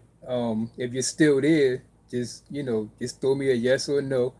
And one thing that you said, I just like to go back. I came up with a lot of children, and a lot of times there was like our little sisters, our little cousins, or even we protected one another. Our father or our stepfather was like the kind of person that you really didn't want to be around a lot, and a lot of times that would represent that beast. And a lot of times when someone did something wrong or did something by mistake, we would take up for that person and actually say we did it. We would lie and say, oh, I did it a couple of times, and I took the beating for my little sister and so on and so forth. So maybe I just threw that in there. Maybe we got to think about that. But to collective tribal consciousness, I would love for you to call in and expound. She said the case alone does not equal the life sentence given when what is it? Wait a minute. The case alone does not equal 3 life sentences given when no life was taken for 135 years is an abuse of power. I would love for you to call in and expound on that. But Brother Taalib, you have anything else? Yes, I'd like to. First, I'd like to say, please, sister, do call in. Okay, definitely do call in, because it'd be my honor to speak with you and hear your points about not only this subject but any subject that you care to expound on. Honestly. But now I would like to respond to some things Brother Taariq said. He spoke about the video. Now, I am presuming, I am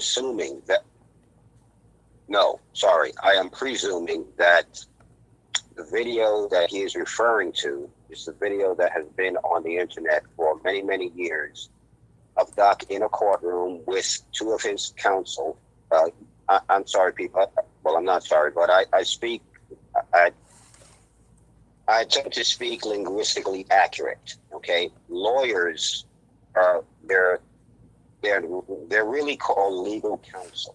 Okay, so you'll hear me use the phrase or the word legal counsel or counsel as opposed to lawyer. Okay. Just look up the word. There's a reason why in the dictionary, especially Black's Law Dictionary, why the word is the word lawyer, then there's the word legal counsel. Okay, look up those words in Black's Law Dictionary, 10th edition. That's the latest edition of Black's Law Dictionary.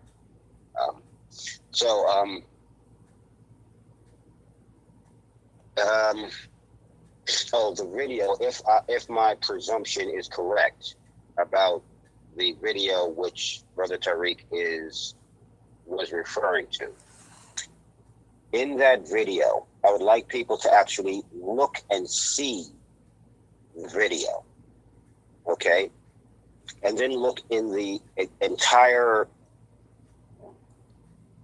picture of what you're seeing, okay? If you look at that video, you will see there is no jury in that courtroom. There is no one seated at the defendant's or prosecuting table. There is no court stenographer. Well, there is a court stenographer. You can see that towards the end of the video. There's no one in the courtroom other than the judge, Dr. York, or let's use the word they're using there, DeWitt York, and two of DeWitt York's counsel. Now, if anyone has ever been in a courtroom or dealt with the legal system and been charged with any type of crime, because there's a difference between an offense and a crime, any type of crime, you'll also know that there's a thing called a pretrial hearing, okay, or a pretrial arraignment. Well, there's a pretrial hearing and then there's a pretrial arraignment. There's a difference. Look it up in Black's Law Dictionary, okay? My point is, there's a part in the prosecuting procedure, meaning from the time you have been arrested and charged to the time you are either found guilty or non-guilty, okay? Within that process, there's a part of that process where the defendant or defendants show up in the courtroom with their counsel. And the charges that the government or the state is charging you with are being read off to you. Okay? First they read the list of charges, and then they ask you, do you understand these charges? And your answer is either yes or no, or it can be quite a few things, okay? Then they read each charge individually. And after reading each charge, let's say they charge count number 1, they'll read that one then individually and then ask you, after reading that one, do you understand the charges? And your answer is either yes or no, and you have numerous replies you can give in the legal system. Most people just say yes or no, but that's just because they don't know the law, their legal rights. So in that video, which I am presuming Taariq is referring to, that is one of the pre-trial arraignments. There's nowhere in that video does the judge or anyone else in the courtroom, for that matter, say to Dr. York, do you plead guilty to the charges? And then Doc replies to the affirmative, yes. Okay. The question that is presented is, do you understand the charges? That's what they ask everyone in the pretrial and pretrial arraignment and such and so forth. This is a common thing in the legal system. Okay, that's why I ask people, you all have computers. Okay, you even have a cell phone as a computer. You all have computers. 99.9% of you have computers. Right now, as you're hearing this, you can go to an app, open up YouTube, and pull up the video and actually look at the video while we're having this conversation.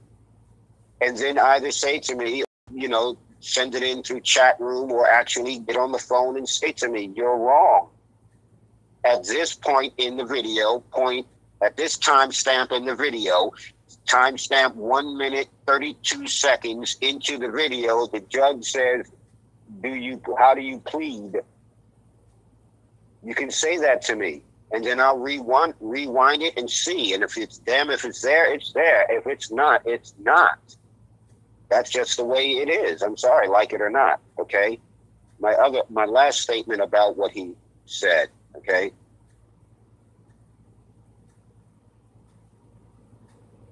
If, as Taariq and numerous other people referring to that particular video state and allude to that Doc pled guilty to the charges in that video. Here's my question. The question that instantly pops up in my head, then why wasn't he convicted for child molestation? If he pled guilty to child molestation, why is it that he was not convicted of the crime to which you are indicating or claiming that he, in that video, admitted to doing in a federal court system? According to what you're saying, referring to that video, in a federal court, he pled guilty. He pled guilty to child molestation. Yet, he was not convicted for child molestation. How could he have, in a court of law, how could someone admit to committing a crime and then not be committed for that crime? Not be convicted for that crime they admitted to within the court. It's impossible. It doesn't work that way in the legal system. It just doesn't do that. Okay? So again, I say, refer to the video that Taariq, I presume, is referring to. Refer to it yourself. Like I always say, don't believe me, check it for yourself. So check it for yourself. We can do it right now. Right now, you can do it. You can check it right now. The last a statement he made, which is the last statement I'm going to address at this time, he misunderstood. I am assuming that he misunderstood my statement about Nuwapian. Doc taught us a certain way of Nuwapian, of what the nature of the Nubian man and woman is, our nature. Okay, our actual ruh, our nuh, our energy, our essence is. We're scientists. It's the natural way. We're scientists. Okay, so my point is this: it's this dialogue, from my point of view, it's not a personal dialogue. It's not between me and Taariq. Okay, that's not my perspective on this whatsoever. If you assume that it is, that's your decision. And if you insist to believe in your own self that it is, well, again, that's your decision. But if it was my point, I would actually say, yeah, that's exactly what I'm doing. If you knew me, you would know I'm the kind of person that would say, yeah, that's right, and wouldn't give a dang what your response would be. Okay? But in factual reality, that's not my purpose here. So that said, to lead to this, I don't really care whether you're a Nuwapian or not. I don't really care if you are a Nuwapian or a Nuwapian or not in this dialogue that we're having here. Okay, that's not a factor to me whatsoever. Okay, the dialogue that we're having here, from my point of view, is the purpose of my dialogue with this type of situations. Okay, is to first find if the statements that are being made, what people are saying, is a fact or not. Okay, to investigate whether it's a fact or not. Now, I've investigated quite a lot of things. Okay, of course. Okay, there's some things I just come across, like Taariq saying that Doc molested him. Now, mind you, hear this. I am not saying my personal opinion. I don't know if, okay, let's do it like this. This might be more understandable for people, okay, or for certain mentalities. Personally, I don't know if Doc did it or not. Okay, I don't personally, Taalib, not the Nuwapian, Taalib. I don't know if Doc did it or not. Here's why. Because people get accused of doing things that they've never done. People have done things that they've never gotten caught for. And there's all combinations of that. Okay? So I don't, and to me, I know Doc is a human being. Okay? His physical body and such is a human being. So I don't know if he did it or not, but I'm not going to just jump to any conclusion that he did it or he didn't do it. That's me personally. But at the same time, I've been hearing for years people making all these accusations about Doc and saying all these things while he's locked up. That's my point, that he's locked up and y'all talking garbage and he's not out to defend himself. Well, that's my family. What would you do for your family? You defend your family, wouldn't you? Well, damn it, I defend my dad. Well, he ain't my dad, but Doc, he's the Doc. Anyway, beyond all of that, my point is this, okay? I don't know if he did it or not. If I had, but I don't have evidence enough on either side, whether he did it or not, to make any conclusion whether he did that, what people are saying or not. So what do I logically do then? What do I have to do? I have to start doing searching and researching. Well, where's the main source that I can get the information from, so-called the horse's mouth, rather than the horse or somebody who claims to know the horse? It says something to the donkey, who says something to the pig, who says something to the cow, okay? And then the whole barnyard is running away with this stuff that nobody actually went and actually talked to the horse, or very few got the information from the horse. Well, the horse, to me, since it can't be Doc, I can only go to the other side of the horse, and that's the government. And their government records say clearly that's not what he was convicted for. And only one charge was for it's not even child molestation. Okay, I'll read it up again. But my point is, people are saying child molestation, child molestation, child molestation. Well, you need to look up the law. Okay, it was for, hold on, let me pull it up. Just give me a second. But I already gave you all the information. Okay, I'm going to pull it up because I have other pieces of information here in front of me. But my point is, so it's not about whether you're Nuwapian or not, from my point of view. This is all about me being able to get in contact with people or with anyone who has said negative things about Doc. And I have to, in the public eye, not call me secretly and I want to talk to you on the side. I don't want to let anybody know we're talking. None of that. In the public domain. So the thousands of people can hear and make their own decisions, their own conclusions, based on the preponderance of evidence, not theories, not their conjectures, not our opinions, nothing else. That's all I'm concerned about, because that's what Doc taught us.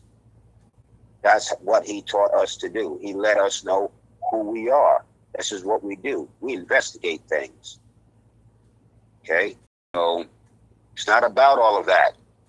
So if you have the opportunity, or if you care to, come back on the line and address what I have said, that the court records themselves, and I can again give you the court record number, the judge's names, I can give you all the information. It's right in front of me. Okay? I can do that. I can give you each count and the exact what the count was for, and the specifics of the count, and the specifics of the charge of the count. I have it all right in front of me right now. Right now. So I'm not saying whether Doc did anything to you. Only you and Doc know the actual facts, because only you and Doc, you are the accuser and Doc is the defendant, I guess you want to call it. Okay? So only you two know if it's true, if it's factual or not. So I go by what you say, and then I analyze what you say. Just like you, just a few moments ago, took what I said, and what did you do with it? Took my statements and you analyzed what I said. You did that, and I'm happy that you did it. And I hope that you continue to do it. But I have the same rights and privileges to do the same thing with what you say. Okay. Okay. I hope that's sister called in. She says she's going to call in, so Goddess, if you want to call in, I would love for you to call in right now. And wait a minute, she said correct. I didn't see it. However, can't say it didn't happen. Wasn't in his bedroom. I do know the government is corrupt. The case is flawed, and the sentence is unusual punishment. I mean, no disrespect. I'm reading it, so you might well just call in and say it. Just call in 267-506-0736. We love to hear from you, Goddess. But sister, wait, hold on for a second, sister. I definitely understand what you're saying, and I agree with you wholeheartedly. Okay, just to build on that a little bit. The people, speaking of a video again, okay, I'm pretty sure there's a video out there that's been out there for years of the people who accused Doc of the defendants who were on the stand, okay, the minors that were on the stand, okay, and their names with their initials, actually just their initials, are in the court records.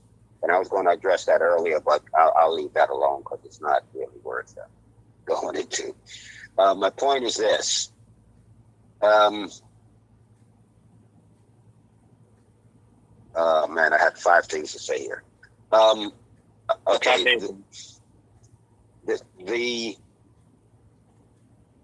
the court system has always been,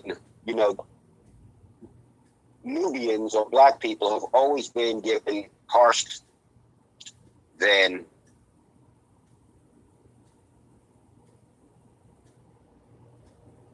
Hello? Hello, can you hear me? Yeah. Okay, it's just the way they've always done that, and they will always do that. Well, we didn't hear your statement. You said the Nubian people has always, and then it cut off, and then you came back. Oh, our people have always been given extremely exorbitant amount of times compared to everybody else who's ever been incarcerated. The white man is always going to do that to us. It's just, if a clear example, the laws that they pass, if you can have an ounce of powder cocaine. You going in and out. Hold on.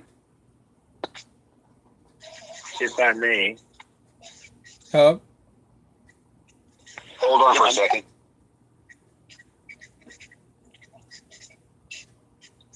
I'll wait, but I'll stand aside. But if I may come in at some point, I'll be here. Yeah, I'm sorry.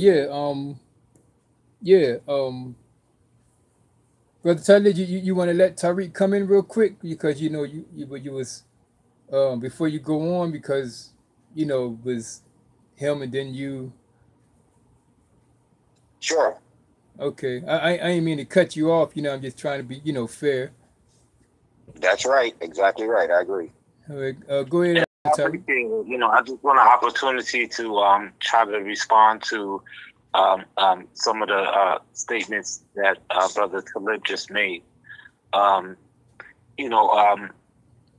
So, and it's a lot. Again, it's a lot to pinpoint certain things that you said because you said a lot.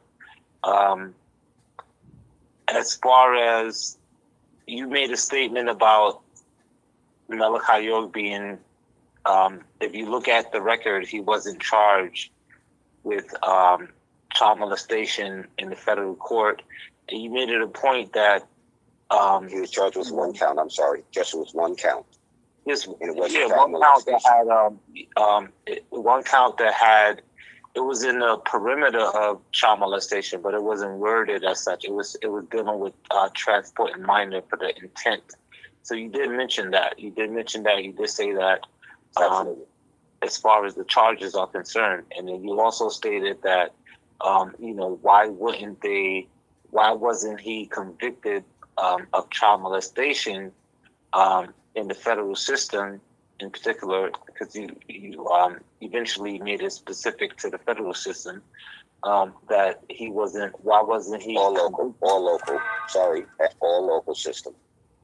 Okay. You had mentioned that he was, if he was charged with child molestation, basically, why wasn't he convicted with child molestation? No, and no, I'm sorry, if in the video, he pled, according to the video, if he pled guilty to child molestation, why was he not convicted for child molestation? And I appreciate you refreshing that statement, and it actually is a benefit to what I want to say, because it actually, by you refreshing that statement, it brings back the point that I want to make, is that, if he had pled guilty to, why wasn't he charged with it? Because why wasn't he convicted of it? Why wasn't he convicted? Okay, thank you.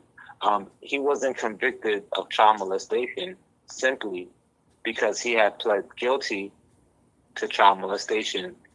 Okay, now let me explain it a little bit further. Okay, so it wouldn't make sense for you to be charged with something that you pleading or admitting to do. If you admit to something, then you take a plea, and that is a separate circumstance than if you went to trial and got found guilty and was charged with the crime that you were charged for. Now, so you would not be convicted for a crime. So basically, the video where he's pleading guilty was the state. That was the state. That was dealing with the state charges. Okay, so the state charged him, and the federal government charged him. So he had two entities. He had state and federal people that charged him. So he had to plead guilty twice. He pled guilty in the state case, and his plea, which you saw on video, which you see on the video, that's the state plea. That plea was accepted by the state court in the localized area. Okay, so all the charges of child molestation was admitted to by York, and that plea was done with that. The next day, he pled guilty to the federal counts, which was along the same lines, but separate counts, additional counts, not the same as specifically the state counts. The counts were not in the. That's why there was federal and state. There were different counts. So one count dealt with what happened in the state of Georgia, and one count, and the federal count dealt with the same topics of molestation, but across state lines. So the second day of when he pled guilty, the first day in state court, the second day he pled guilty in the federal court. That plea of guilty in the federal court got rejected by the judge. So then eventually, somehow, some way, the rejection of his federal plea went to trial. That federal case went to trial, not the state case. The state case stands as, it still stands today as a guilty plea, a guilty plea conclusion to the state charges. It's a plea of guilty dealing with the state charges. And when you look and investigate and read the charges of the state, you'll see every last bit of child molestation. The federal case where he pled guilty the next day and got rejected and went to trial and got convicted of racketeering, transporting minors for sexual intent, which he got convicted for, is additional charges along with the state charges as far as being charged overall. The difference is that the state charge was handled in a manner of pleading guilty and being accepted. The federal charge was pled guilty to also, but they have a point system based on the charges, based on the counts, and based on the plea. The points have to align as to where the numbers make sense for what time to give the person. So he was pleading for 15 years, and the counts and the adding up everything did not satisfy the judge to grant him the 15 years. So therefore, in some way, somehow, it was not accepted as 15 years being adequate for all the charges based on their calculation of measure did not add up to the 15 years of the plea. So the state or the federal government wanted to more time for the charges, and there lies the this dispute about the plea agreement, and therefore somehow, some way, they didn't agree on the plea. It got rejected, and then it went to trial. So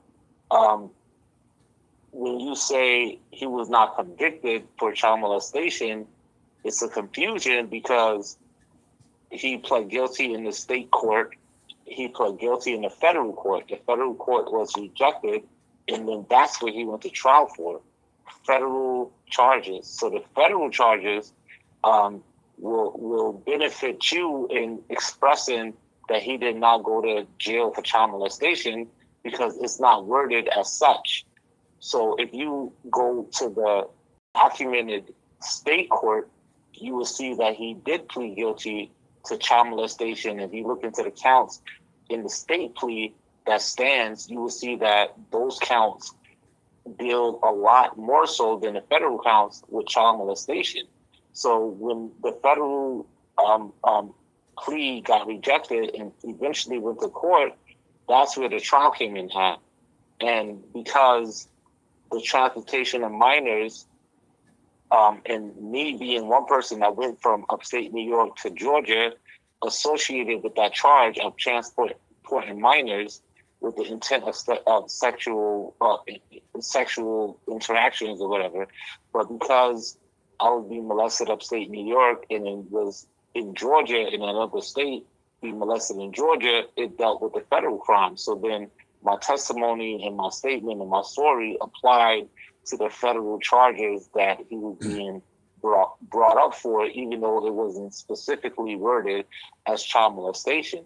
Because the thing is that when you want to make a point that he wasn't charged for child molestation and in the federal system, and when people look it up, they can't deny the fact that there's child molestation involved in this case. So you're not really taking people away from the fact, if they look it up, that there was no child molestation involved in it.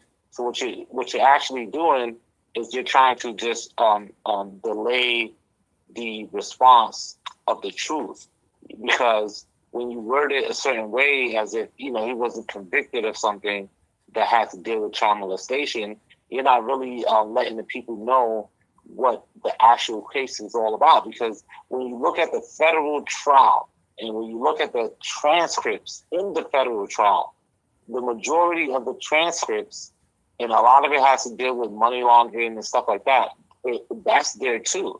But the majority, from my opinion, is dealing with the people that testified is talking about the child. They spoke about being molested. So in the federal case, if you look into the transcript of the case with the words that were said from the beginning and end, you can see that the transcripts say that the case was dealing with child molestation.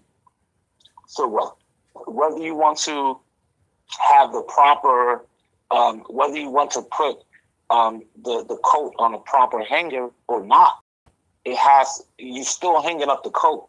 So whether you want to word it as trauma, he wasn't convicted for child molestation.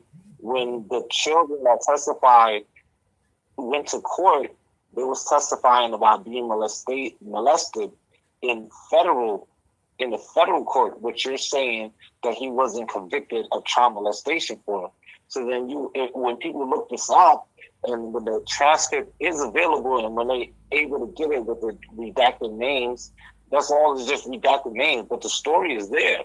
So when you research a story and when you read the transcripts are saying that children were being molested.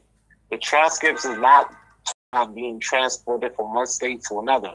The transcripts of what was being said is, if you look research into the court, which you're asking people to do, or not asking people to research, you're asking people to research things, but you're not asking them to research into a case. Read the transcripts. Get a hold of the transcript. Have you read the transcript? Have your brother read the transcript that you're talking with? Have you guys read the transcript of the court case? If you read the transcript, the majority of it is dealing with child molestation. And ultimately, you get to say that he wasn't convicted with child molestation because he pled guilty in the state court. He pled guilty the next day in federal court. It got rejected. It went to trial. He pled guilty twice. In my last statement, to something you said earlier about because the last time I spoke, I mentioned about your video where he pleads guilty. And I mentioned that I had a foresight that you was going to respond to that. And I asked that, to basically not to respond to that because you would just give your perspective or your reason for why he pled guilty. Like you basically gave a reason for the evidence that we saw. But it's evidence nonetheless. It's evidence. So it's evidence, it's video, it's audio, it's all there for you to see. But you gave an explanation, and I gave a foresight when I when I made the statement. I said you may respond to it and respond to what I said about that video, and which you did, which was to, in my perspective, make an excuse, or it was to give it an explanation as to why the video of him pleading guilty exists. So what I said earlier was that if you give Malachi York an explanation for evidence of a video that he's pleading guilty to, then you, in the same right, doing your research, York is saying he's innocent. I'm saying that he molested me. So if I'm saying he molested me, and then my guilty plea video, like York's guilty plea video, which you are explaining as to why he did it, at least you should look into anything that's against me saying I've been molested, whatever you believe, because I'm saying I've been molested. So if you have reason to believe I have not, if you have reason to believe, I'm almost done. If you have reason to believe that I have not been molested, then you should give me the same courtesy of explaining York's innocent when he played why you're explaining the video where he pleads guilty and then admits to doing it. So if I'm saying that I've been molested and then you have a reason to believe that I've not been molested, then you should do the same due diligence and look into where is it where I said nothing happened to me, and look into that and research that, because to me it just looked one-sided. Like you just believe everything he says, but you don't hear what I have to say. And with that, I'll pass. Okay, so to respond to the question, I guess, that you presented last week, if you don't mind, could you repeat the question? Last week question or right now? The question that you just presented now. The question is that, the question is basically, you explained or gave an explanation as to why York pled guilty on a documented video. I remember the question now. I will answer. Okay. I am in dispute whether or not the video that I am presuming that you are referring to, that in that video, Doc pled guilty, that out of the mouth of Doc, of DeWitt York, defendant DeWitt York, the words guilty came from his mouth or from any mouth in the courtroom. What I am stating is that within that video, that is part of the procedure, court procedures that happen between being arrested and charged and being found guilty or not guilty. That court scene was a arraignment or pretrial arraignment. And anyone who has been in the court system knows that there is processes. You're not just arrested, charged, and then you go to trial, directly to trial. That's not how the court system works. You have pretrial, okay, where the purpose of the pretrial is to ensure, according to the government, that the defendant or defendants are aware of the charges the government has presented against them. That's the purpose of it. To do that, the judge is required to read the charges to the defendant or defendants. After reading it, the judge is required to read it again, but each charge individually this time. And as the judge reads, let's say count one, at the end of reading count one, the judge says ask the defendant or defendants, do they understand the charges? The defendants have the option to respond in the positive or the negative. Doc in the video responded in the positive. He said yes, and even shook his head in the affirmative. At nowhere, no place, no time within that video does the judge ask or say to the defendant, DeWitt York, you are convicted of. At no time does anyone in that courtroom say the word convicted, nor is the word guilty stated anywhere within the video. So for me to assume that the word guilty or conviction or any of that type of thing was used within that video, the evidence of actually looking at the video does not hold that idea. It just doesn't stand muster. It doesn't hold muster because the word guilty, it's a pretrial.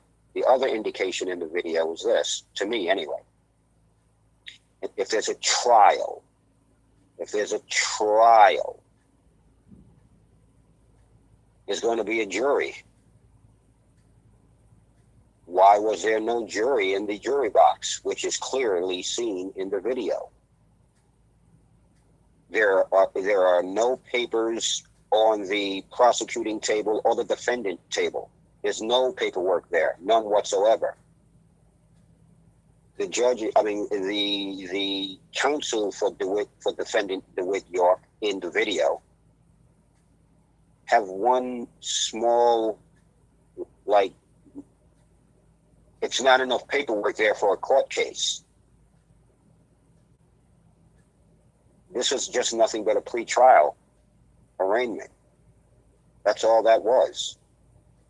But of course, in my opinion, individuals will actually look at the video, and because of a belief system, or they want something to be a certain way for whatever factors, they create things and add things to the video that are not there, or they will remove things from the video that are actually plain to see, or they won't see it at all because, you know, blinded by whatever it is.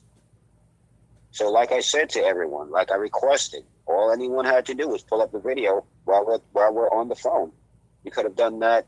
I said that around at 0:08, at 12:08. It's now 12:42. Anyone out there could have seen the video by now, the entire video, and clearly could have called in or texted in. Nope, you're wrong. Here's it says it right here. It says the word, but nobody has done that. I wonder why that is. I wonder why that is. Because it doesn't say that in the video. So to assert that I am making an excuse or trying to wash away that Doc said guilty in the video is false. It's a false assumption. And here's why it's false. Because I'm saying he does not say guilty at all in the video.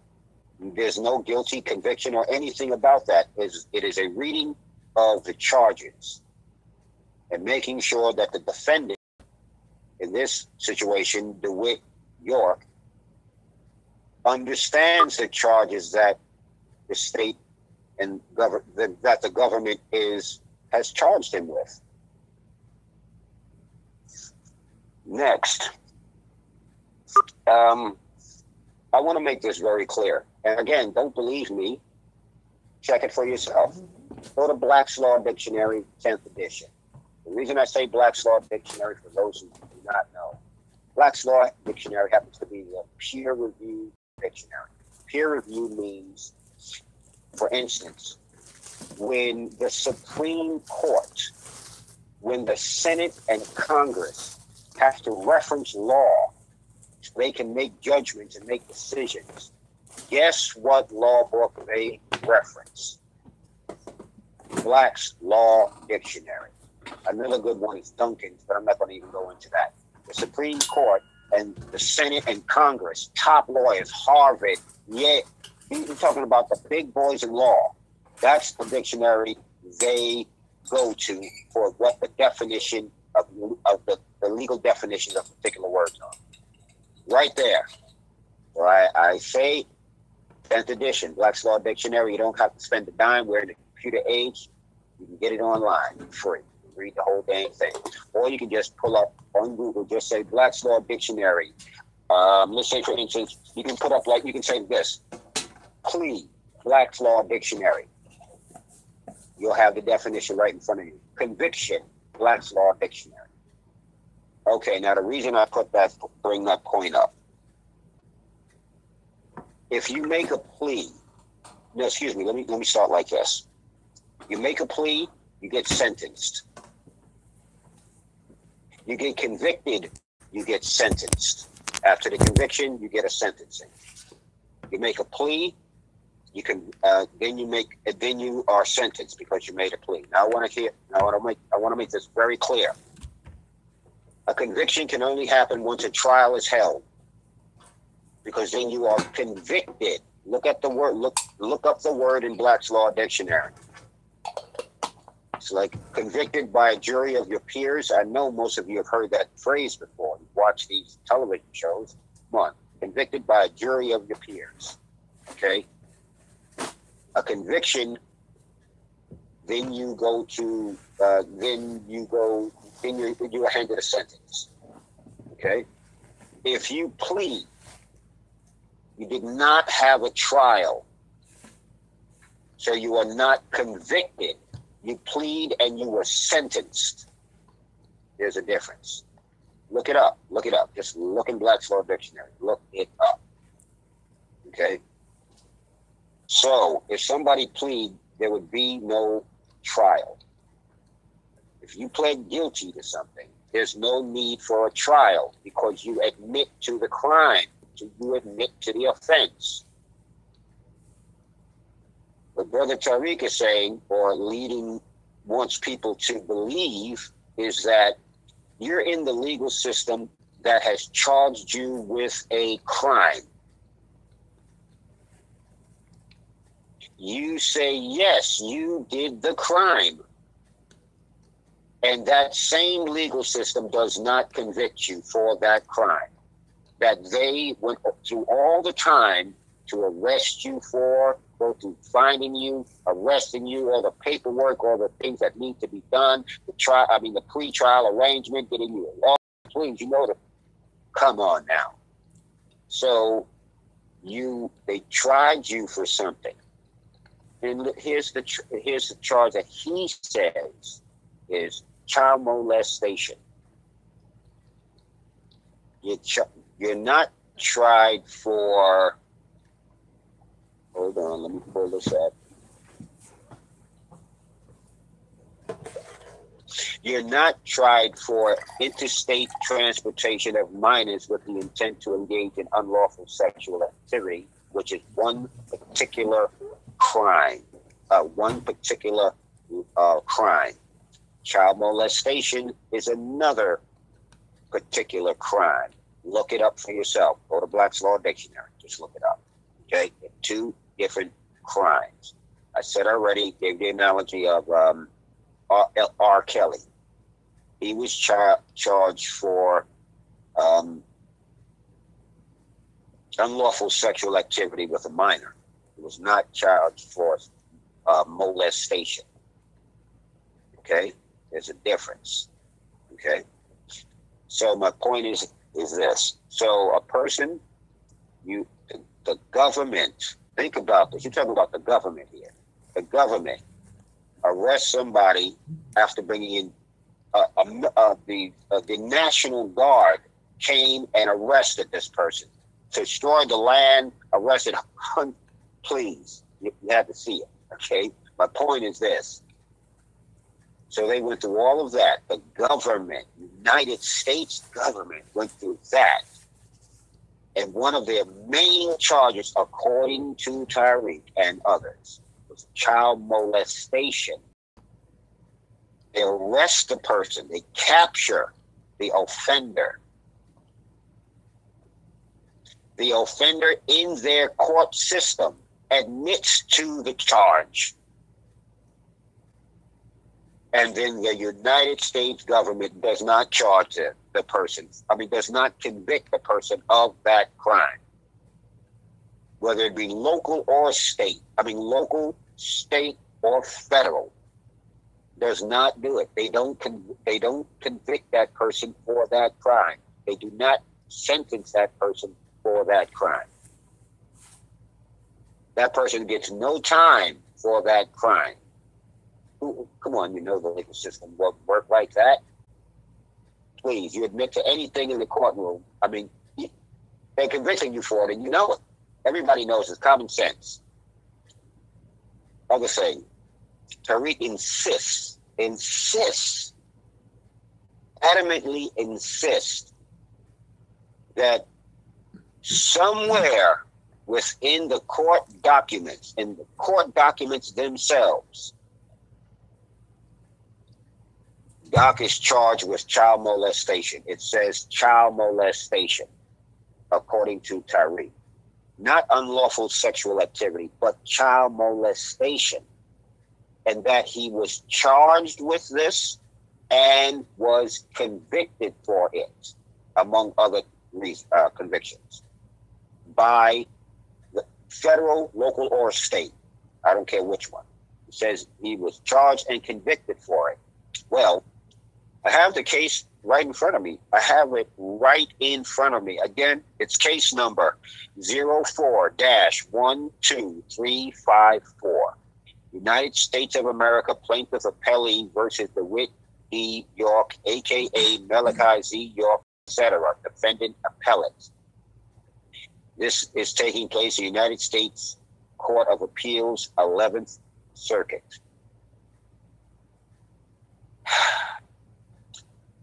I'm going to now, and this I know is going to be hurtful for some people, I'm going to read the counts right from the document. And anybody can get these documents. I mean, I'm not the only one. So go out and get the documents. And I'm going to tell you where the documents. So I'm just going to read these off real quick. And you tell me, anybody, where will you find the words child molestation? Count 1, racketeer influenced and court corruption, RICO, conspiracy in violation of 18 U.S. Code subsection 1962E, as in David. Count 2, substantive RICO offense in violation of 18 U.S. Code subsection 1962C, as in Charlie. The RICO counts are predicated on specific instances in which York is charged for 1, interstate transport of minors with the intent to engage in unlawful sexual activity. 2, interstate travel for the purpose of engaging in unlawful sexual activity with minors. 3, unlawful structure cast. Let me correct that. 3, unlawfully structured cash transactions in order to avoid federal reporting requirements. Count 3 charges York with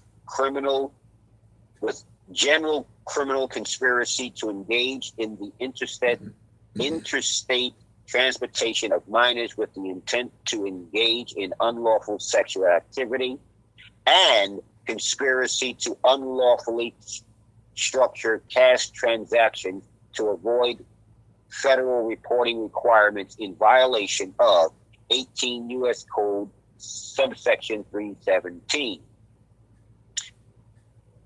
Counts 4, 5, 6, and 8 charge York with the specific interstate transportation of minors for sex acts that, from the basis of those predicated acts in the RICO and conspiracy counts in violation of the Mann Act, 18 U.S. Code subsection 2423A, as in Alpha. Specifically, Count 4 charges York with the unlawful interstate transportation of a minor identified. Now, here's the broad people. We're going to get some names now. Now, you have to understand, before I go any further, and this is all right in the court records. You have to understand this. In such cases, meaning that when you're dealing with minors in the legal system, you do not use the minor's name. It's against law, United States law, to use the minor's name to identify the minor by name. So usually they'll take, let's say the minor's name is John Doe. The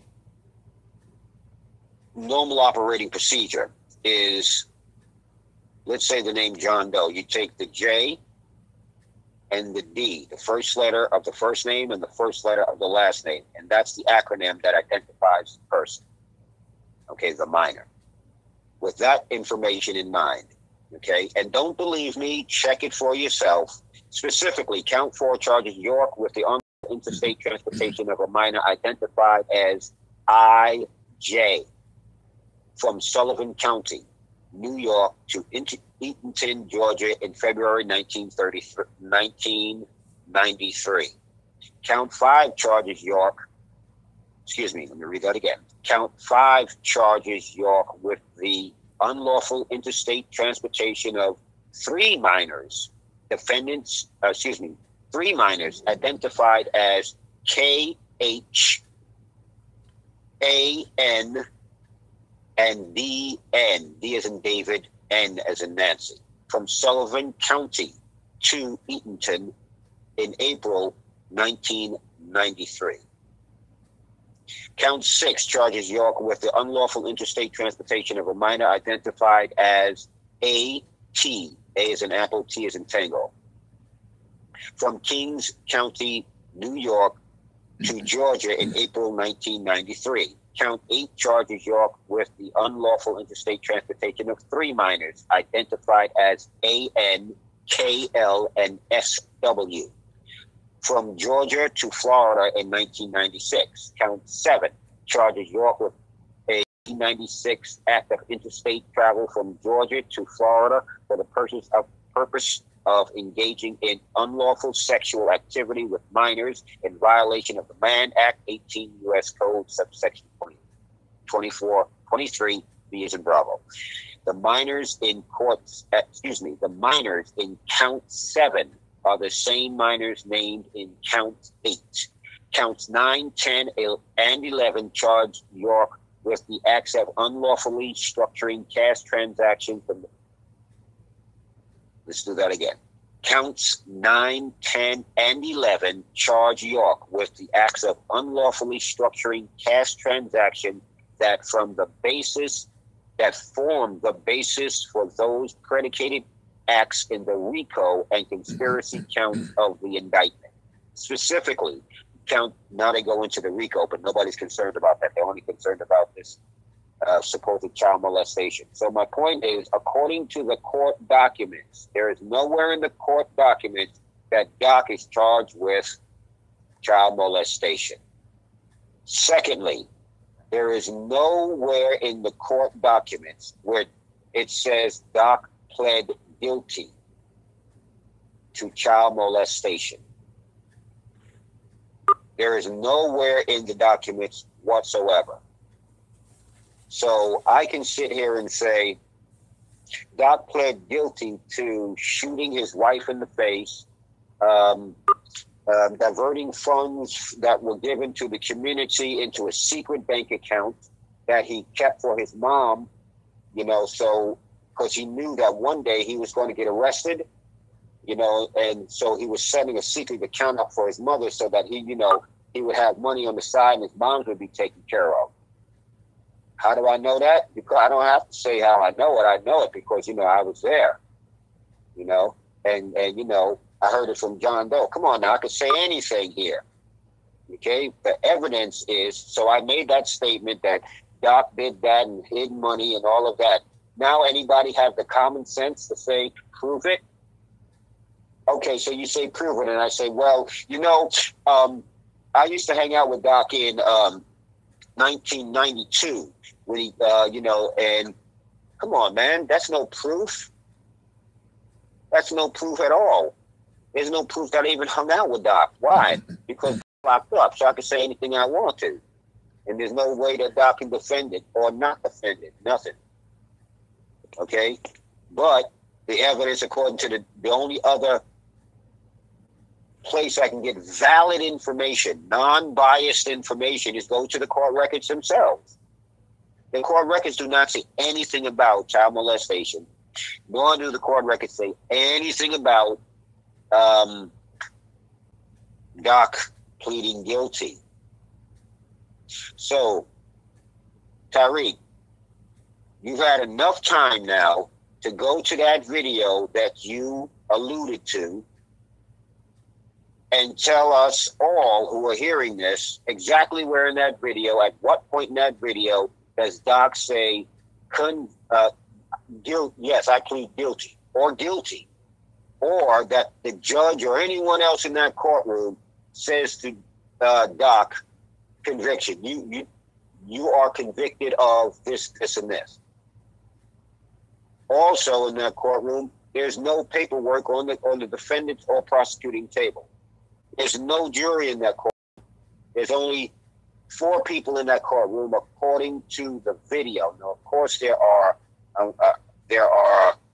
law enforcement personnel, but in the video, okay, by the evidence of the video, there are 4 people in that 5 people in that courtroom. The judge, DeWitt, York, defendant, his 2 counsel, and one other person. No one else in the video. But that's a trial, and that's a conviction after a trial that you're seeing in that video. So the trial happened. Now I hear this argument, this point of view coming up. Yeah, the trial happened. You know why there's nobody in the video? Here's why. Because the judge emptied the courtroom, man. That's why he emptied the courtroom. Okay, let's say the judge did empty the courtroom. How come in that same video, you do not hear the judge say, you are now convicted of this count. You are convicted of this count. You have been found guilty of this count. You have been found guilty of this count. How come you don't hear that phrase coming out the judge's mouth? You only hear it coming out other people's mouth, but nobody in that courtroom is that video. So Taariq, where is it in the video? Have you had a chance to pull up the video since we've been speaking? Can you please just yes or no, because I'm not finished with my statement. I'll take that as a no. Because, okay, you haven't. Okay, so I'll give you a moment now to please pull up the video, and then tell us all where in the video, at what location, what time, I have to stamp regarding that. Okay, where in the video is it, please? So I can allow to proceed. But okay, I'll wait, please just tell me where in the video it said, so I can finish my statement. Thank you. Well, it's going to contribute. Can you tell me where in the? Okay, if you don't mind, because I would like to finish my statement. So could you please, since you have that information, could you please provide me that information so I can finish my statement? Thank you. Well, again, okay, I'm sorry, I haven't finished my statement, so I'm going to ask you one more time if you would provide me the timestamp in the video so that I can write it down, and other people who are hearing this can also record the information that you are giving, so that they can see, as you're professing, they can actually see and hear for themselves Doc say guilty and the judge say you are guilty, or anything of that nature. So if you can just if you can just please do me that one kindness, show me that one iota of respect, and just give me the time date. I mean the time date, please, so that I can. Excuse me, just the time date. If you cannot do that, then I will just continue. The best way for it to progress is for you to. Can you provide me the time date, please? I can, but it has to do. What is it, please? What is it, please? It has to give me the first. Okay, then I'll work with you, and I can understand what you're saying. I definitely do. It has to do with your statement. So if you would please first then give the time stamp, and then go on with your statement. The answer to your question involves. Please give me the time stamp. Just let him go ahead. Statement is. Just let him go. The best thing to do is for you to finish your comment, and so that way I can have the floor to speak. So that way, okay, sure. Okay, so thank you very much. Thank you very much. I do appreciate that. Okay, so it's obvious he cannot provide the timestamp. Wait. Would just say, yes, I can. Let's just timestamp. Excuse me. Let's just be silent for 1 minute. 1 minute, and just let him go. Because he might be pulling it up. He might be on his phone or whatever. He might be using. That his internet might be actually on his phone, where you have to pull it up with. So, just give him 1 minute and just let him go. Okay, no, hear me. I made a polite request for the timestamp where that information can be found. Yeah, so let's just give him 1 minute and just let him go. Excuse me. I'm ready to answer if you want. Okay. The timestamp is the actual video itself, the whole video. Okay, so as I said, people, now thank you very much for that information. So now I can continue with my statement. Thank you. as I said, people, we would not present the timestamp where that is said in the video. Why? Because it's not in the video. That is why. I yielded to wait for my turn. Excuse me. Right. So please let me finish my statements. Thank you very much. I appreciate that. If to nullify all of this, to this question or this part of it would be totally destroyed and mooted out if he had provided the timestamp and said, here is where Doc says that, then everyone in hearing range would have went to the exact spot that he says to go to, and the evidence would be right there to substantiate his statement that Doc said that. It would be there, right there for anyone to see here. Wouldn't that be the most logical thing for a person to do in regards to this question, this particular thing, this video? That would be the logical thing to do. I mean, if anyone would do that, oh, you want me to bring you there? You want me to tell you where it's in the video? Okay, give me a minute. Okay, go to 1 minute and 3 seconds into the video. You're going to see him say it right there. Now what? But no, of course that didn't happen. Why? As I stated previously, it's not in the video. It is not there. So I'm not into, I don't want to hear long spiels about why you can't present timestamp, because that's what was going to happen. He was going to say all types of things, numerous things, but yet he was not going to provide timestamp. Why is that? Because it's nowhere within any of the timestamp on that video does Doc make those type of statements, nor the judge. What it is people have been saying that's what it is. And people have believed it because the people haven't checked the information. But Doc always said, don't believe me. Check the information for yourself.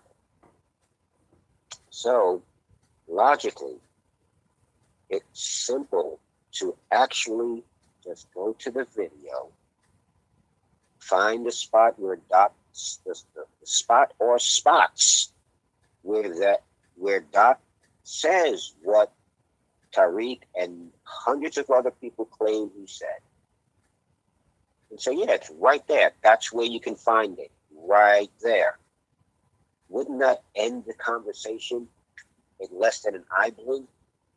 Wouldn't that be all that would be needed? Yeah, he says he's guilty. He pled guilty to it. Well, then, if he pled guilty on the video, according to you, why can't you let me know where on the video you saw that or heard that? You can't even provide me with the position where you heard it or saw it, but yet you'll be able to say 1,000 things, but yet between 12:08 and 1:09, you could not find the time. It wasn't even worth your effort to present that information. Okay, I understand. Okay, and the next point is that, but I do have the answers. So, I'm sorry. You said you have the timestamp that you'll give me now. I didn't. No, what I said is that I do have the answer. I have an answer for your question. I'm just waiting for you to allow me to speak respectfully. I understand. Do you have the timestamp? Whenever you're ready for me to go, I can provide the answer for you. So I'm just waiting so that way it could be a fair exchange. Okay. So I do not want. First, give me if you have the timestamp. Please provide me the timestamp first. Then say your statements or comments or whatever the case may be. Would you agree to do that? Yes or no? We did that about 5 minutes ago, And I'm sorry. If we did that about 5 minutes ago, I'd give you my apologies. I did not hear the timestamp. What I did was I yielded to wait for me to speak, but have an opportunity to okay, so I apologize again. Maybe my question I apologize again. Maybe my question is not clear enough, or my request. It's clear. I understand. I'm just waiting to speak. I'm just waiting to speak. That's before you speak. Will you be kind enough to give us all the timestamp within that video that shows Doc saying he pleads guilty, and the judge saying you have been convicted of? Can you please, would you agree to first give us all the timestamp of that, and then continue with your statement? Could you agree to do that, to abide by that humble request? It's a simple answer. It's a simple question, and I'm assuming it's a simple answer of yes, I can, or no, I can't. I answered the question. You asked me that a little bit earlier. I'm sorry. I like I said, I apologize. Just let him talk. Could you answer the question? I'm sorry.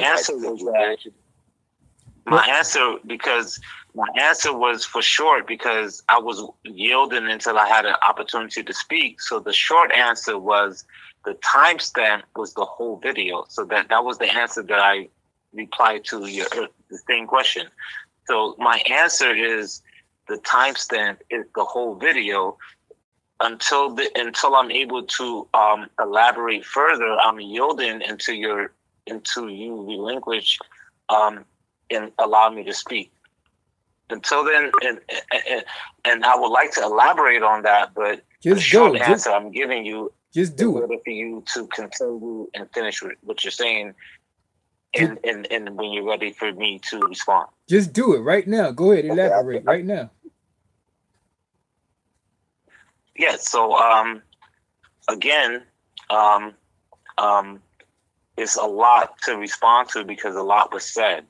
On top of that, I believe that you actually went through a host of dialogue as far as a train of thought, a train of questioning, and then when you was done with that, and I had the opportunity to respond, you continued and went into further. But Taariq, don't talk about what he did. To say that, don't talk about what he did. Just respond. I have my chance to respond. What I'm saying is that I would like to respond to this. What I'm saying is that I would like to respond to the statements that you're making. One is that you're making a lot of statements, and I will, you've given me the opportunity to respond previously, but this particular time, you kind of went twice as far as, so I have a lot more to cover. So I'll try to do it in a short time. So to go further with my statement, to bring it back, because now I have to bring it back because a lot was said. I'm not going to provide timestamp if you don't have it. No talking over. You can't talk over. Let's jump straight to that. Okay, you want to see this timestamp where York is perceptively saying he's guilty or pleading to being guilty for child molestation. You want to go to a certain point in the video where it's apparently clear that this is what's going on. You want to see a timestamp. Exactly. I understand. You want to see a where in the video can I see that? Where in the video can I see that? Just let him talk. Just let him talk. I'm letting you know where you can see it. You're looking for a pinpoint of where he said this is what he did in a situation or a scenario where the purpose of the scenario in the video, he says he pleads guilty. I said the overall, the video as a whole is the timestamp that you're looking for. The video, the fact that the video exists where he pleads guilty is the timestamp that you're looking for, where he's pleaded, where he's saying that he did what he did. So you can look if it's a video of him pleading guilty, that means somewhere in the video he must have pled guilty. Where in the video did he plead guilty? Okay, may I ask you a question? For me, I'll answer it gladly. Do you have a video of me saying nothing happened to me? I wasn't molested by Malachi York. Is there a video of me saying that? I have no videos of you whatsoever. I don't even know anything about you other than okay. So there's two people. One person is saying. So now, will you answer the question? If you said yes, you would answer the question. You would absolutely said yes. You would provide the answer to the question. Where in the video? Okay. Your question is where's the timestamp where he's. Your question is where's the timestamp where he say basically he's guilty. You said that you just let him go. Just let him go. Because you talking over him. That's, you know. My answer to that question is that the whole video is the whole. You're looking at the whole video. The video itself. You're looking at him saying, admitting to what he did. The whole video is the time. I understand. I misunderstood. Okay, I clearly understand you now. So what I'm trying to say, what I'm trying to say on my behalf is that if you are looking into York's guilty video and you are looking at it logically in your sense, if you're looking at it in something is not right about it, that he wouldn't do that. If you're looking at it any kind of way than what you see for what it is, if you're looking at it any kind of way for any kind of hope that something is a foul, then what I'm saying you have to do, me talking to you as a person on the phone right now, what I'm saying is the doubt that you have in me, you have to present that doubt that you have in me. And then if you present that doubt, then I can from there, I can analyze what you're presenting as where you're saying I'm lying about being molested by Malachi York.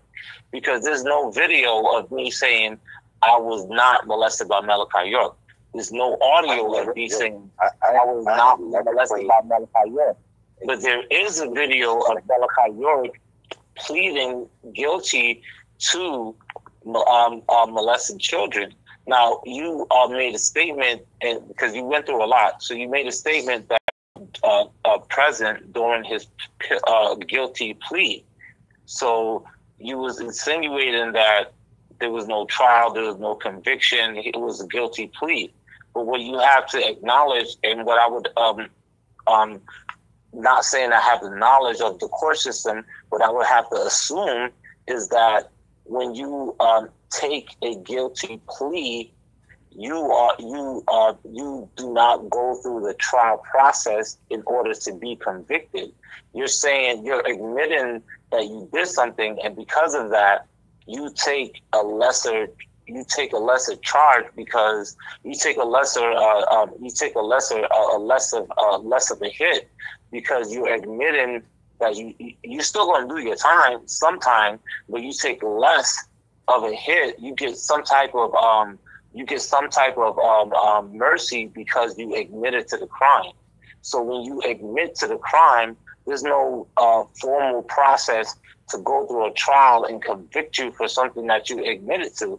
So you don't have to be convicted for something that you say that you did.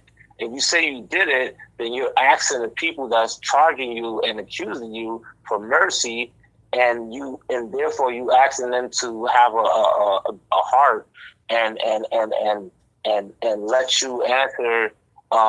you answer for your crime in a less harsh manner than you would if you would have been found guilty for those charges that you not. If you don't plead, then and you get found guilty, you're going to get more accountability than if you take accountability in the beginning.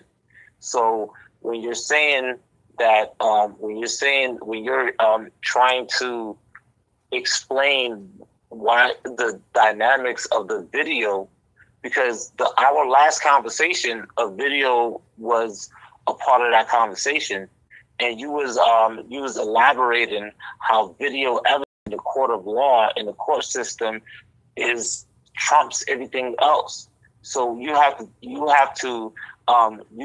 take the good with the bad. So if you say video evidence trumps everything else, there's no video evidence of him molesting children, so on and so forth. You can't deny or ignore or not acknowledge the fact that there's video evidence of him pleading guilty. However you want to disseminate that and try to make a sense and a point where he was in a duress state of mind to make that plea or whatever you're trying to say, or he did not plead. Where in the video did he say he was guilty? Where in the video did he say I did this? The whole point of the actual video was the plea of record. Like, you as a spy, fly on a wall, was able to see through video him in a situation where he was pleading guilty for the charges that was put against him. So he in the video pled guilty to what he was being charged for, accused of, and that plea, it nullified, or because he took a plea, there's no reason to go to trial and convict you of something you say you did. You know what I'm saying? There's people that do wrong and they will just go down with the shit and not admit that they did wrong.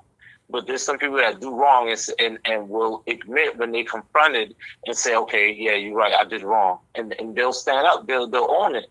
So he got to a situation, he owned what he did. So in that sense, there's no reason for you to go to trial and get convicted. Like, how are you going to get convicted for something that you admit to doing? You like, if you lie and say you didn't do it and you got convicted, then you're further exposed and for being a liar, on top of you actually doing it. But if you say, if you know you caught and you say, okay, I did it, then you may try to explain that off as whatever reason that is, like, you're saying that he never said he was. You're making a point that there's no correlation between specific words of, yes, I molested children, yes, I did this, as to what you see in the video. You're saying that there's those things are not being directly said verbatim, back to back, in the words that you're hearing. You're saying that, but it doesn't deny that the video exists. It doesn't deny that when people look at the video, they understand that he's pleading guilty. And you have to assume he understands he's pleading guilty. You have to assume all these things. And there don't need to be a jury there when you're taking a plea. A jury is dealing with a trial. The jury, as far as I know, does not have to sit there and watch you plead guilty. That is done before you go to trial. You have the option to own up for what you did and plead guilty or not plead guilty. So ultimately, at the end of the day, you don't know. You cannot possibly tell me what I went through. Okay? And I'm not taking nothing away from you. I respect you as far as enough to have a conversation with you this way. This the way that we're doing it, and we living and we're learning, we're going on as we go on. But I don't want to get out of character and say, like, I don't have nothing to prove to you. I don't have nothing to say to you. But I still got enough respect to, at least, if you feel that I'm not telling the truth, I have enough respect to present myself to you and talk to you like a man, like I'm doing right now. Or like a man who is going through stuff and damaged, like our last conversation, where it wasn't as cordial as this one. You know what I'm saying? Like, I still will present myself to have a conversation with you. Whether you know, I would try to do the right thing at the end of the day, but ultimately, like you get like if you look at think for 1 second if what I'm saying is true. Think about what I'm talking. Think about me talking to you right now. You know what I'm saying? Imagine how hard is that for me to do. Imagine why I'm doing it. Why would I be talking to you right now if what I'm saying is true? It's because I'm trying to help as opposed to not trying to help. If I didn't care nothing less about you or whoever, I wouldn't even care to have this conversation. So ultimately, you mentioned in our last conversation, and maybe in this conversation, you don't know me. You don't know me. You don't know me. You don't know what I went through. I was there. I was one of his sons. I was one of his kids. I grew up in that family. So what you're saying to me is like you have to I don't know who you are, but you don't know who I am. So I gotta get to know you. You gotta get to know me. And when I get to know you, I'll learn more about you. When you get to know me, you will see who I was when I was there. I'm not saying I was somebody special or different, but I grew up in that community from birth. I was one of Malachi York's son. He has 2 kids by my mother, you know? So even when I was getting older and I was like, well, we're not the same complexion, I was having doubts. My mom had kids with him, so then I had no reason to doubt that he wasn't my dad until I found out later that he was my real father. So you're talking to somebody who was in the fold, that was raised under York, like that was with him damn near every day. You know what I'm saying? So if you can't say that, then this obviously this conversation is not this conversation is to help. It's not to set things in stone, because if we can't have a private conversation, then how can we have a public conversation? Because it doesn't matter to me. I want to talk. Like, if I want to talk to you privately, it's because I want to be able to speak my mind and not hold back and say what I have to say. It's not because I don't want it to be public. I don't care. You can record it or whatever the case, but I want to be a little bit more not so proper in what I'm saying, because I'm trying to look at the bigger picture and look at the other victims and the people that's victims that wasn't molested, people that's victims that was in a community that was victimized by being lied to and whatever, however that worked. You know what I'm saying? But we all need to come to a certain kind of realization, and it doesn't have to be it doesn't have to be accepting that he molested. Like, it just doesn't have to stop and start there. But at the end of the day, like, you guys raised us in the community. The elders raised us in it. Like, us growing in the community, we don't know nothing else but growing up in the community. Who raised us? The elders who came and started everything. You know what I'm saying? So, like, you're going against, and I'm going against the family I know, and you're going against the family you raised to be who we are today. You know what I'm saying? So I feel like I have enough love for the people that I knew growing up, that I'm gonna do what I'm doing right now. If I didn't have enough love, I could care less. You know, I could not be so proper. I could not be I really don't like people telling me what the fuck I went through. You know, so I'm really holding back a lot, and I'm really trying to of my best to have a dialogue as opposed to just me saying what I'm saying. Because at the end of the day, can't nobody tell me what the fuck I've been through. Can't nobody tell me what I've been through.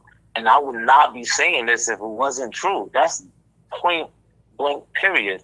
Like, my life is on the line. My family life is on the line. Whether you look into it or not. You could care less about what me and my family go through. but me and my family's on about me speaking out. Why would I do that?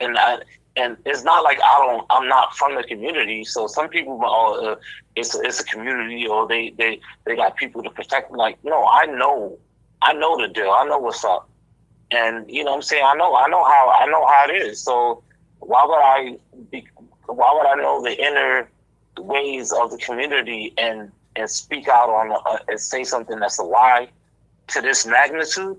Are you serious? Are you crazy? Do you mind if I clear up a misconception? Here's the misconception, brother. From my point of view, anyway, this is not. I mean, just from my point of view, okay. My intent is not. Let me rephrase this. I don't know if what you're saying that Doc did to you or didn't do to you is true or not. I have made absolutely no conclusion on that. Okay? I was not there. So I don't know what factually did or did not happen. Okay? I cannot make that kind of a judgment call because I do not have enough factual information on in either case. Okay, so I want to make that clear. I am not saying that your statement about what Doc did, your statements about what you're saying happened between you and Doc are factual or not. My primary point of my doing this at all, is because numerous people have made statements numerous times that Doc was convicted for child molestation. The evidence. Okay, now let me give you a little background. When I first heard that, okay, because I was in the community, blah, blah, blah, then I went overseas, blah, blah, blah, blah, and I came back to the States and so forth, okay? So I had left the community for quite a while. I'm talking a lot of years, okay, because I was doing things overseas. So when I came back, I got linked back with the community, okay? And that's when I heard that people were saying Doc was convicted of child molestation amongst other charges. So me knowing that Doc is a human being like anybody else, and at the same time adhering to the methods that he told us of how we're supposed to approach things in life, I started doing searching and researching to find out if what I was hearing was factual or non-factual. The information that I started acquiring in the beginning started indicating to the direction that it was factual. Okay. So, but because I didn't go to the horse's mouth, I was just going by internet information and people's statements. So I got sick and tired of being sick and tired, and I went like I said, well, go to the horse's mouth. Okay, go straight to the horse. If you got an opportunity, speak to the horse about it. See what the horse said, and then analyze what the horse said. And all other jazz. Point being, so that made me acquire the court records themselves. I wanted to see what he was charged with. I wanted to see what he was convicted for. I wanted to see it for myself. And believe me or not, if I saw child molestation, it wouldn't change the information and who I am about, meaning it wouldn't change the person I am and the source of the information, or a good majority of the information. It wouldn't change that because I am me and the information is still in my brain. it would change. It would change my perception of Doc to an extent. Now, as an instructor, it would not change my perception. But as a human being, it would change my perception about Doc, the human being. Okay? I would just have to deal with it. I wouldn't like it, but I would have to deal with it. Why? Because that's what the evidence says. You don't understand. Maybe you do, or maybe you don't understand. I cannot deny evidence. There's a lot of things I know that I wish I didn't know, but I can't deny because the fucking fact. Excuse me, because the evidence. I live with you. Okay, right. I understand. You understand, but the evidence proves it. So as I started doing more searching and I started searching, and then I started doing research and more research. And then eventually I was able to acquire the court documents. And I found out it's so simple to do that. Please, anyone can do it in like 10 minutes. It's simple. So I got the actual court records. I have this. This is what I've been reading from all night. Okay? I've had it for a long time, just that I had to find it again. Okay? But my point is, nowhere, and then I saw the words, where is it here? Pardon me, do you have the transcripts or the document? I have the actual court records, the entire thing that you would get. When you say I want court record of case number, blah, blah, blah, defendant, you get the whole charges. Bro, here's a simple way you can do it. I'm talking about, here's a simple way you can do it. You get them all. You get everything that had to do with the case that is not held by secrecy acts or such and so forth. There's an easy way to do it for anyone. Well, I'll give you the website in a second. But also you can access all of the information from the Freedom of Information Act. A FOIA request. You don't have to give your name or anything. You can have a fake website. You can do a lot of things that have an anonymous, purely anonymous request from the Freedom of Information Act. And they are required by law to release it to you. The entire thing, anything you request, anything that is not a certain security level. Anyway, you understand my point, okay? So I have them right here in front of me now. Kim will tell anyone. I've had these things for years. I have the bro. Okay, brother, hear me again. Everything that pertains to the case I have that is not held by secrecy or something and so forth, the whole thing, anyone can obtain it. Anyone can obtain the exact same thing. I'm looking at it right now. That's why earlier I said I'm going to give you the wife's name. It's because I'm still looking through all of this information to find the spot where her name is. But let me just get to the point so you can understand what my purpose is. Okay.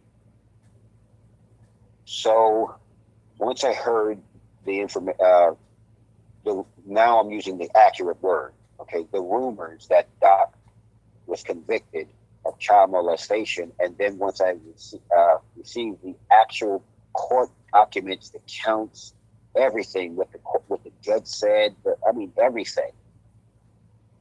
And then I saw the phrase, hold on just a second. Okay, engaging in unlawful sexual activity with minors. Instantly. This was years ago. I'm talking about instantaneously. When I read that phrase, engaging in unlawful sexual activity with minors, my brain said, shit, he was convicted of child molestation. I hated that I came to that conclusion at that time. I hated it, but it was the conclusion that I saw. I was like, oh shit, okay. Hey man, there it is though. It's right there. Now when people tell it, you can't say nothing because it says unlawful sexual activity with minors. Right there. Got it. Count 7, count 6, count 5, count 7, count 5, count 4, count 3, count 2, count 1. the RICO Act, which also, and including count, which includes count, oh man, I saw it right there. But then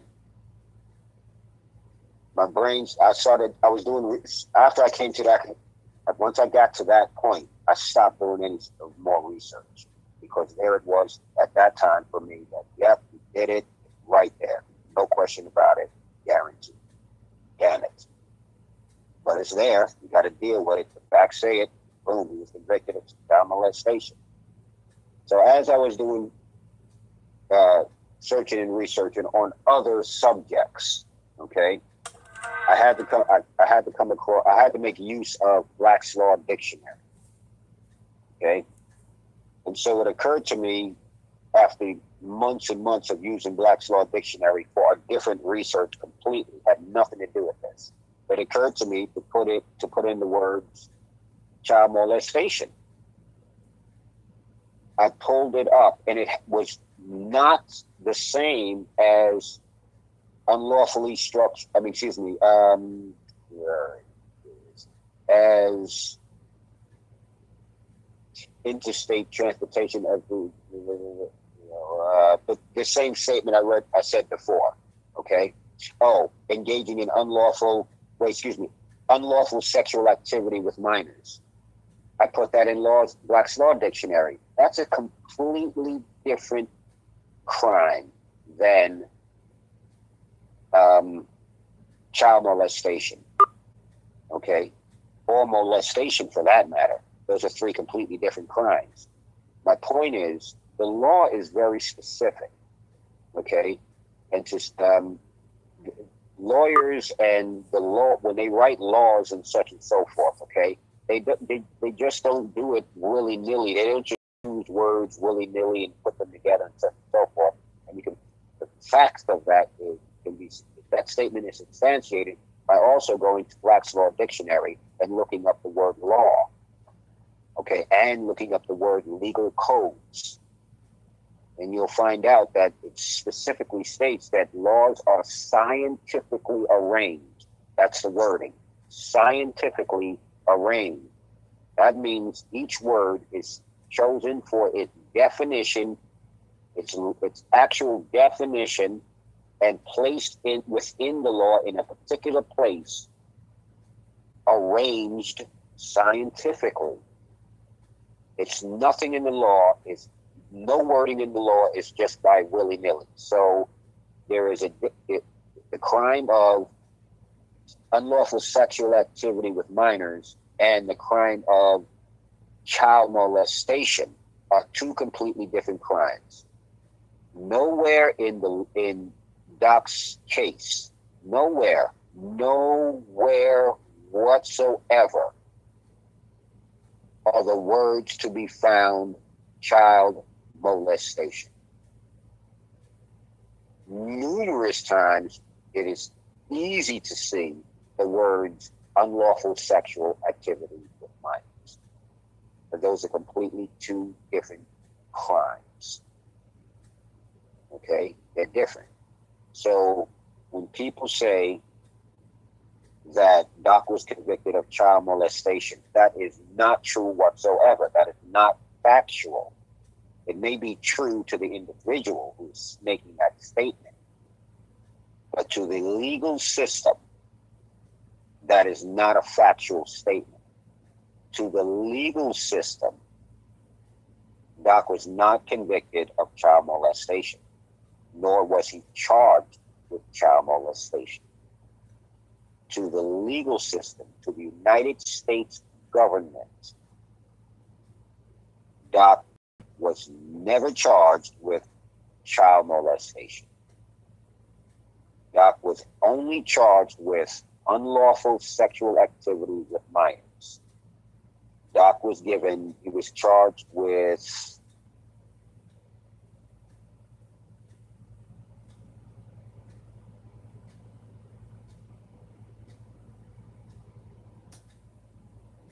$18 different counts. That he was charged with earlier. Pardon me? No, you had mentioned 12 counts that he was charged with earlier. No, he was charged with 18 counts. I only read a number of, I only read the counts that were addressing the child molestation because nobody seems to be caring about the other counts of the RICO Act that he was charged with and those acts which he was convicted for. Okay, people are not concerned about that. If they were, then I would have read every single act, and then even in the same court records, it's just not only the acts themselves, but then they say specifically, they give specific details about each count that he was charged with. Like, for instance, specifically, count 4 charges York with the unlawful interstate transportation of a minor identified as IJ from Sutherland County, New York, to Eatonton, Georgia in February 1993. They give specifics about each count. Because first they just give you the counts, but then they give you the specifics of each count. That's what, court records are supposed to do. That's part of the court. I mean, all of this this is all, documented evidence, documented information and evidence. So do you have info? Hold on for a second. So I want to I got to just finish this. Hold on for just a second, but I'll hear you in just a moment. So back then, years ago, when I read unlawful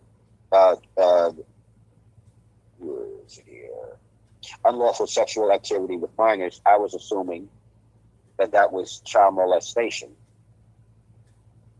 But then as I was doing some searching and researching on a different subject, and I had to use Black's Law Dictionary for months and months and months and months. Oh my God, a long time. But anyway, I put into Black's Law Dictionary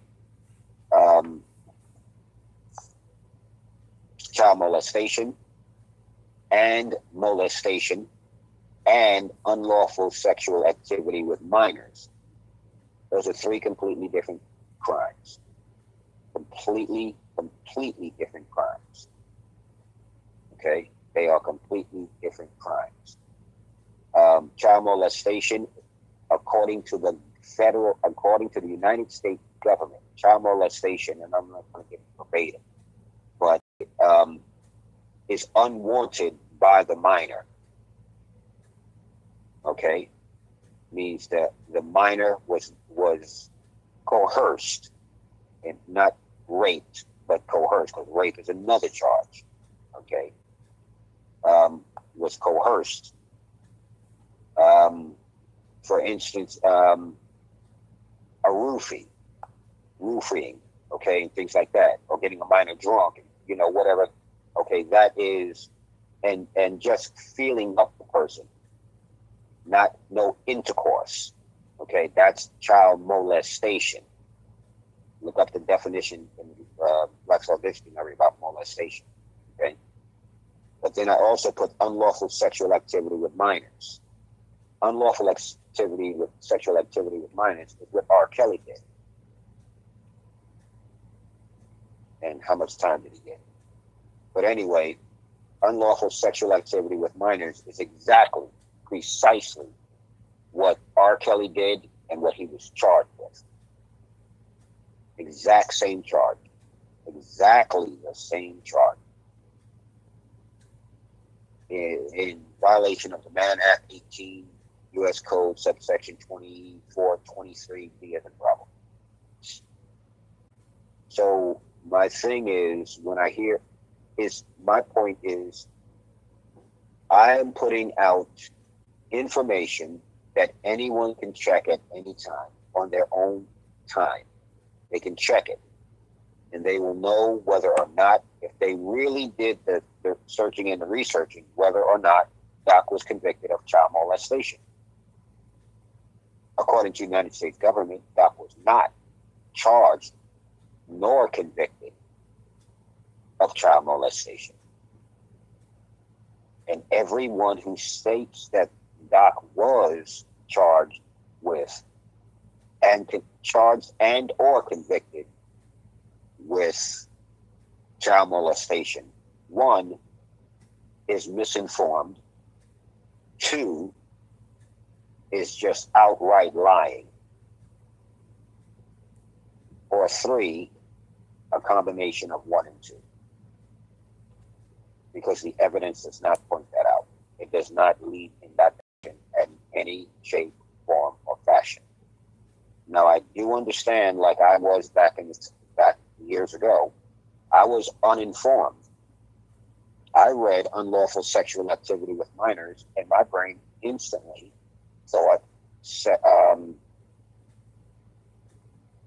child molestation.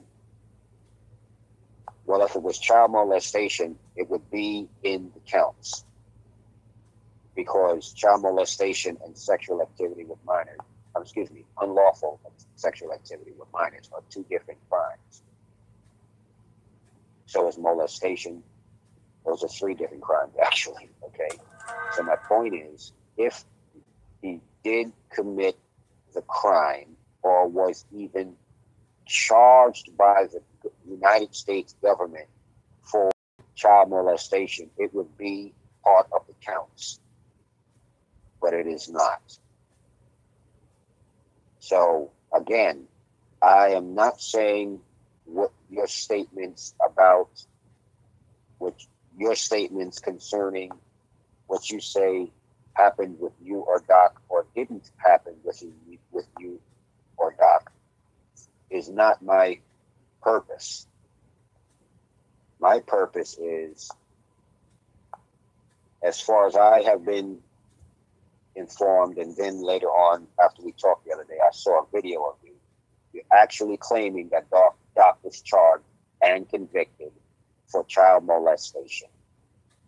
And you're saying, and not just you, but others, are also saying Doc pled guilty for child molestation. One, he didn't plead, I understand your statement, okay? But one cannot plead guilty for a crime you are not charged for. Doc was not charged for child molestation. So there would be no reason why the court system would say to Doc, are you guilty of child molestation? Because they were not charging him with child molestation. That was not one of the charges. Secondly, if Doc was charged, if Doc pled guilty for any of the offenses, for any of the counts he was charged with, that statement of guilt would be in the court records. That statement of guilt, that claimed statement of guilt, is not in the court records. Nowhere in the court records will you find that Doc pled guilty to child molestation nor unlawful sexual activity with minors. Nowhere in the court records is that. So everything else that someone may claim Doc said in the court is not substantiated by what the court says happened in the court. For those who say Doc was convicted and charged and convicted of child molestation, those people who say that, those statements are in direct contradiction with what the government, what the courts themselves say Doc was charged with. The video in question, which I've seen that video many times, and it was part of my initial searching about whether or not Doc did this thing people are accusing him of, which the government never accused him. Okay. I looked at the video numerous times, and I was looking for the words to come out of literally, because I heard it so much, and then I saw this thing about unlawful sexual activity with minors. Then I saw the video, and I was looking for the words, looking for the words to come out of his mouth, guilty. Or the judge saying to him, you have been convicted by a jury of your peers, or conviction, or guilty, any kind of way in the video. It's not in the video. So then I started listening to every word that was in the video, every single word that was in that video. Even the person who comes up and hands a piece of paper, everything that was in that video. The judge was reading off the charges and letting the defendant know what he was being charged with. And then asking the defendant, after reading off each charge, did he understand the charges? And the defendant said yes and shook his head in the affirmative. That's what's on the video. I was looking at the video, and I looked at that video at least 500-600 times, listening for Doc saying guilty. This was at the time I thought that sexual activity with minors was the same, unlawful activity with minors was the same thing as child molestation. Looking for it, but it wasn't there. It just wasn't even there.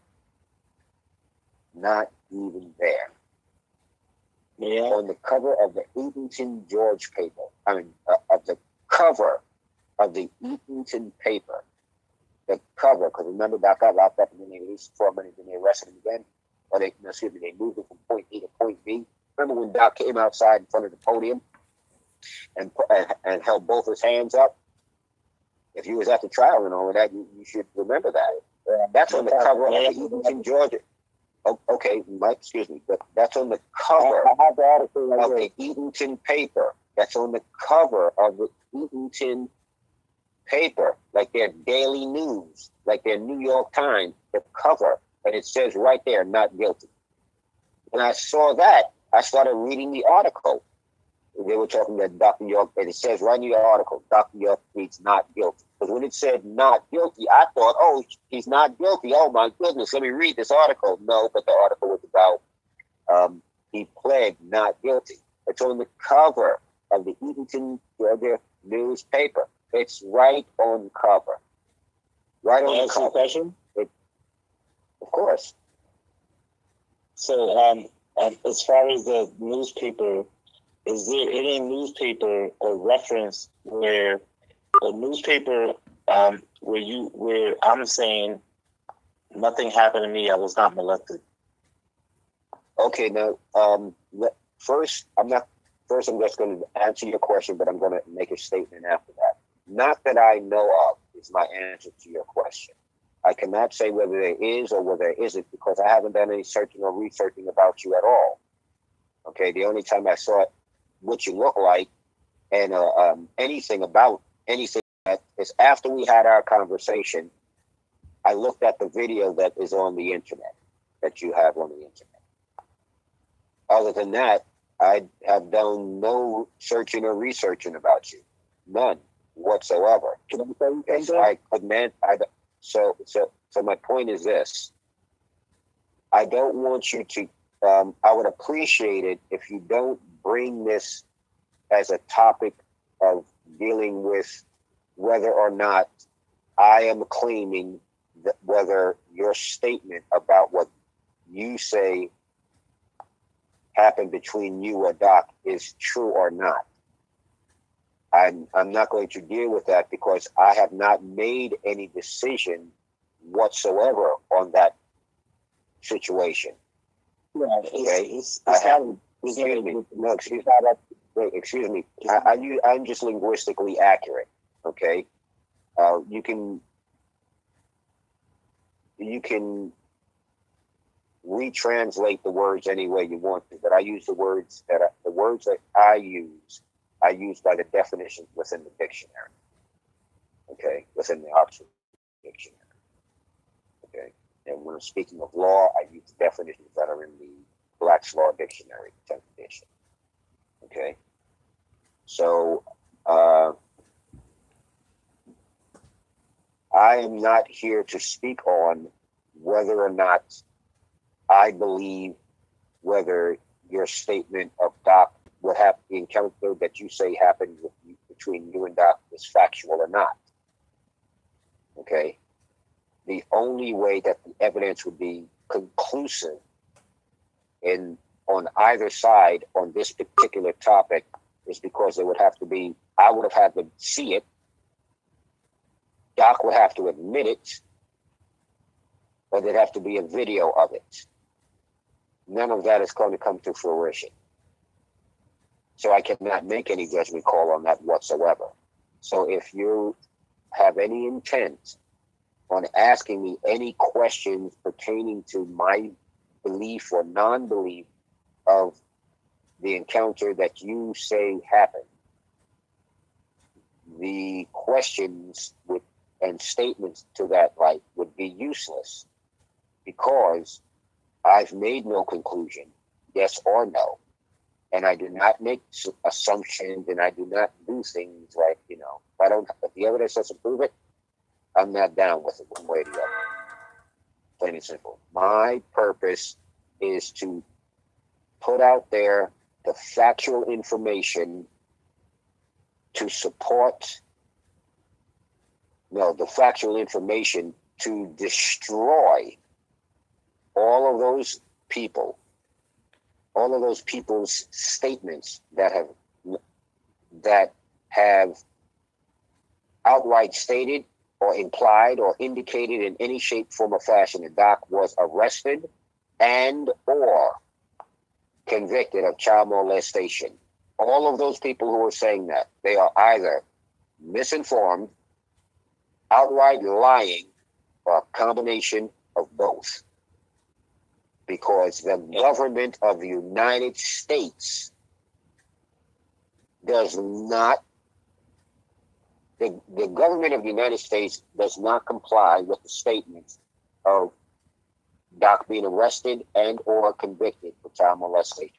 If the government, because people are saying, the government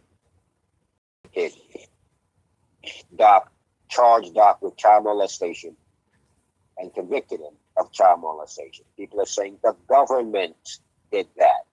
According to the government's own documents, their own records, Doc was not charged, nor was he convicted for child molestation.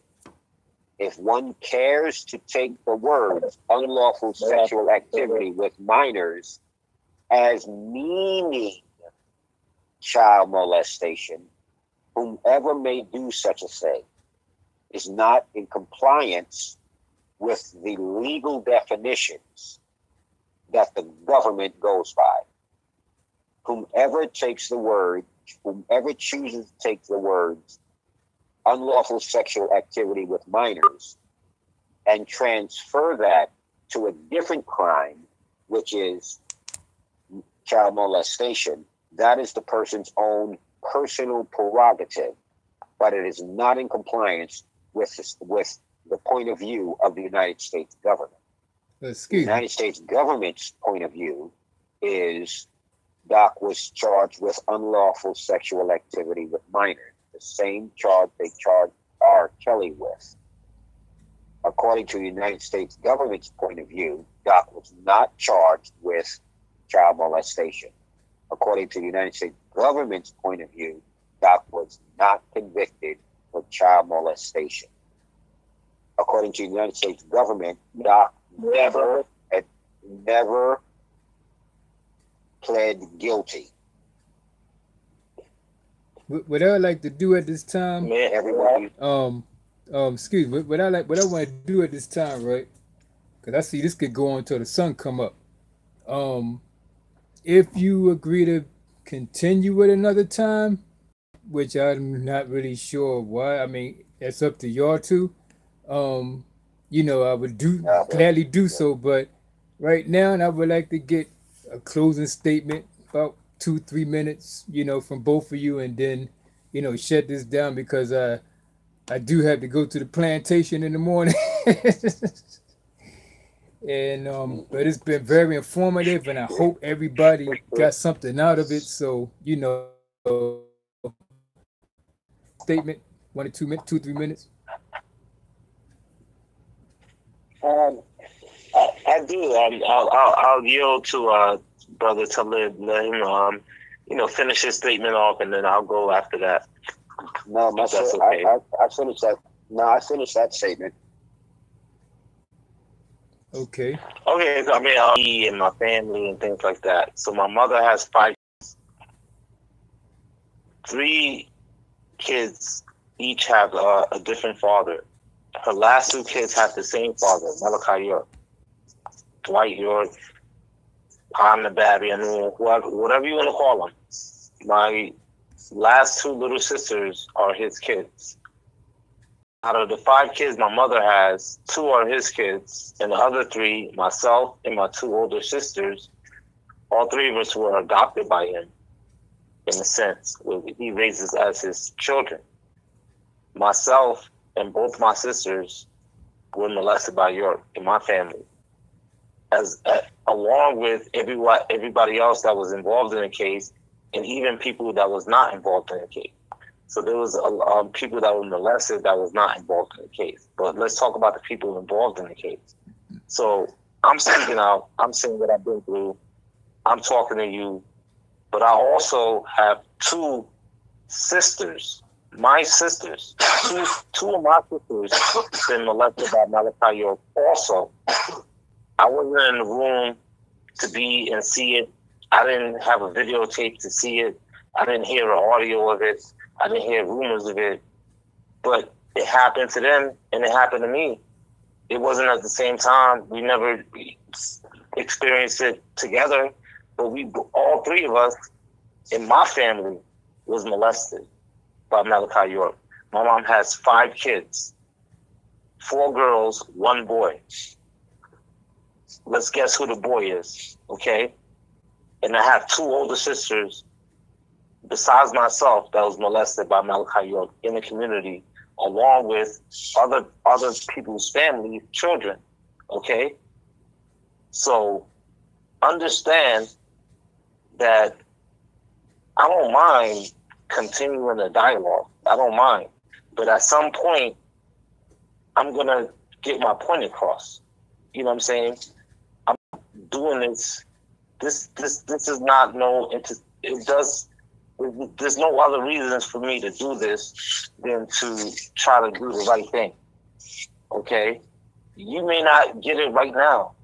You may not get it at all. But if I felt like I'm doing it and I'm doing this and having a conversation with you guys, that's my prerogative. You know what I'm saying? But myself and my 2 older sisters went through abuse for years. You know? And I'm my mom's only son. I'm the man in my family. You know what I'm saying? So I'm going to speak out. I'm going to be the man in my family. I'm the only boy. You know what I'm saying? So I'm ashamed of what I've been through. But also, I feel like if this was a lie, if he did not do this to us, then I would be speaking out against that. I would be the strongest person damn near to holding it down. You know what I'm saying? That's not the situation. I'm not able to say that truthfully and honestly. But what I can tell you, I've been molested by Malachi York. My father, who adopted me, raised me as his son. My 2 older sisters that was not his biological children were molested by him. And he had 2 kids by my mom. So at that point, I was just already indoctrinated. I was already in where I was at. You know what I'm saying? Now it's different. You know, now the truth is out. Like, I didn't tell nobody what I went through. Somebody else said something and got the information out. And it allowed me to say, me too. I went through that also. It a lot on top of my family going through it, my sisters going through it, the same as me. And I have, like, I'm doing what I need to do for me and my family. You know what I'm saying? Because it's the truth. If it wasn't the truth, I wouldn't be out here doing it.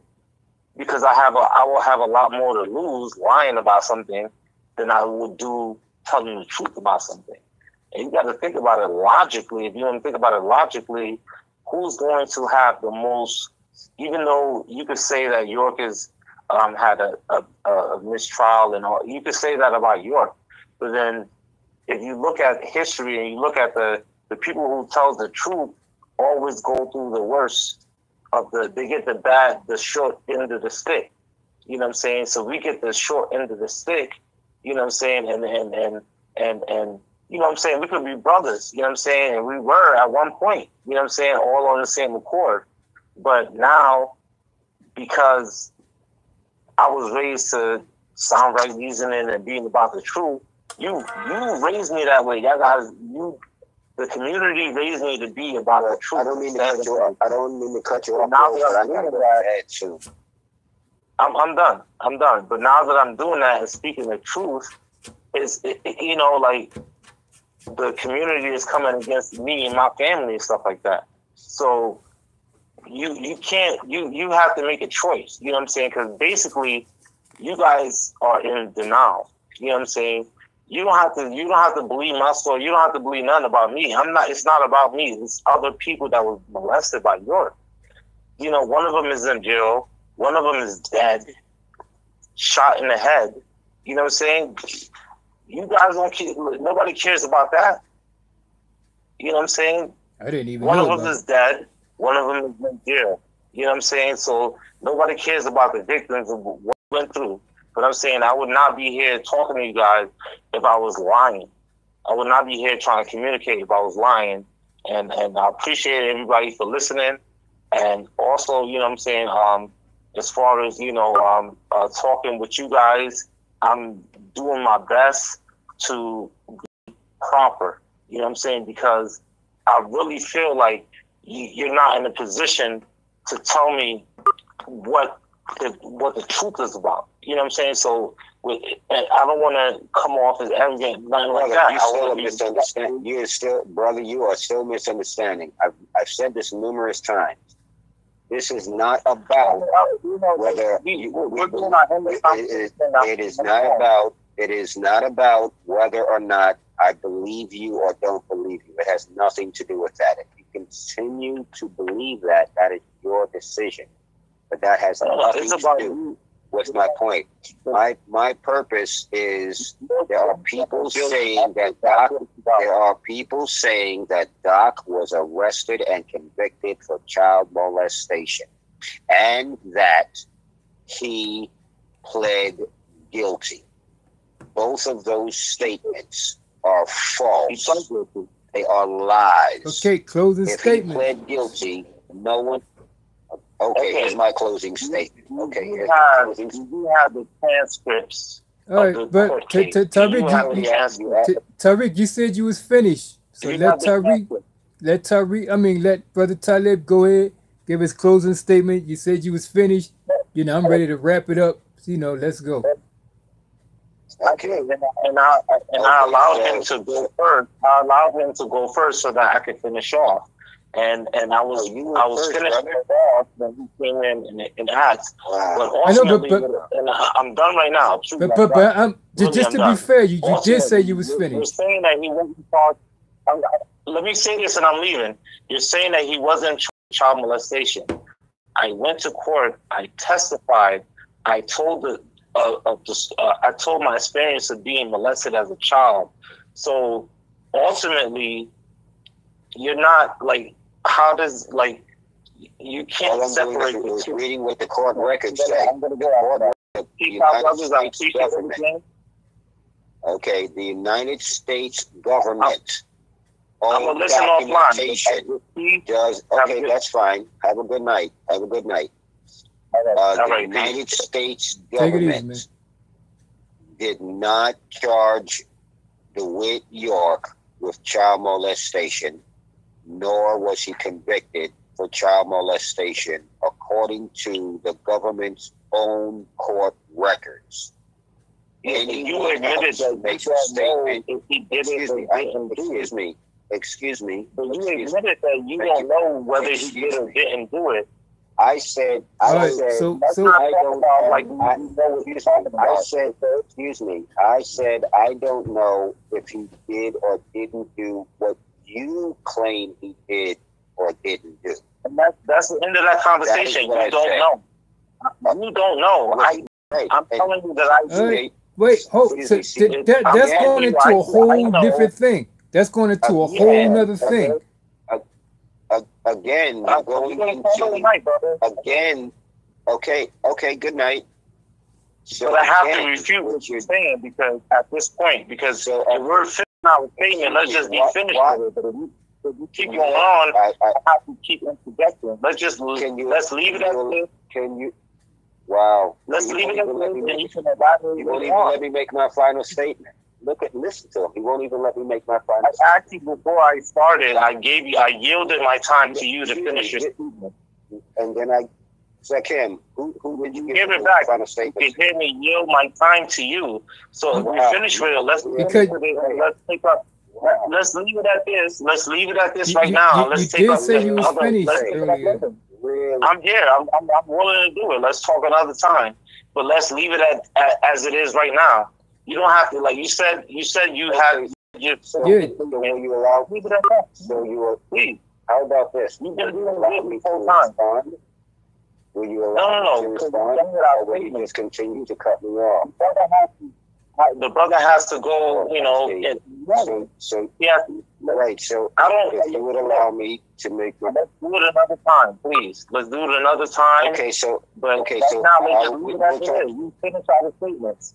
We'll finish our statements. Excuse me. Let's just leave it at that. You have finished your statement. You have finished your statement. Can I finish my statement? But I gave you the opportunity to. I yielded my time for you to go first. Excuse me. You said that you was done. You said you was done, and I finished my statement, and that should have been the end of it. But if you want to go, I'll allow you to go. I heard both of you say you was done. I heard both of you say you was done at one point. So at this, let's everybody be quiet for a minute. Hold up. Let's everybody be quiet for a minute. Take a deep breath. And if we're going to continue this, let's continue it. If you don't want to continue it, Taalib, you'll probably see me tomorrow. You can give me a text, Taariq. We're going to end this right now. And we're going to continue another time because at one point, both of you did say, I'm done. So with the listening audience out there, I'm glad, I'm happy that everybody, came in, listened. Hope you all got something out of it. And, I hope we can continue this and, all come together in some kind of way. Both of you, my brothers, and no matter what goes on. And I wish you both the best and everybody in the listening audience the best. I wish the God is the best. And I am closing out right now. Peace to everybody. Peace. Peace.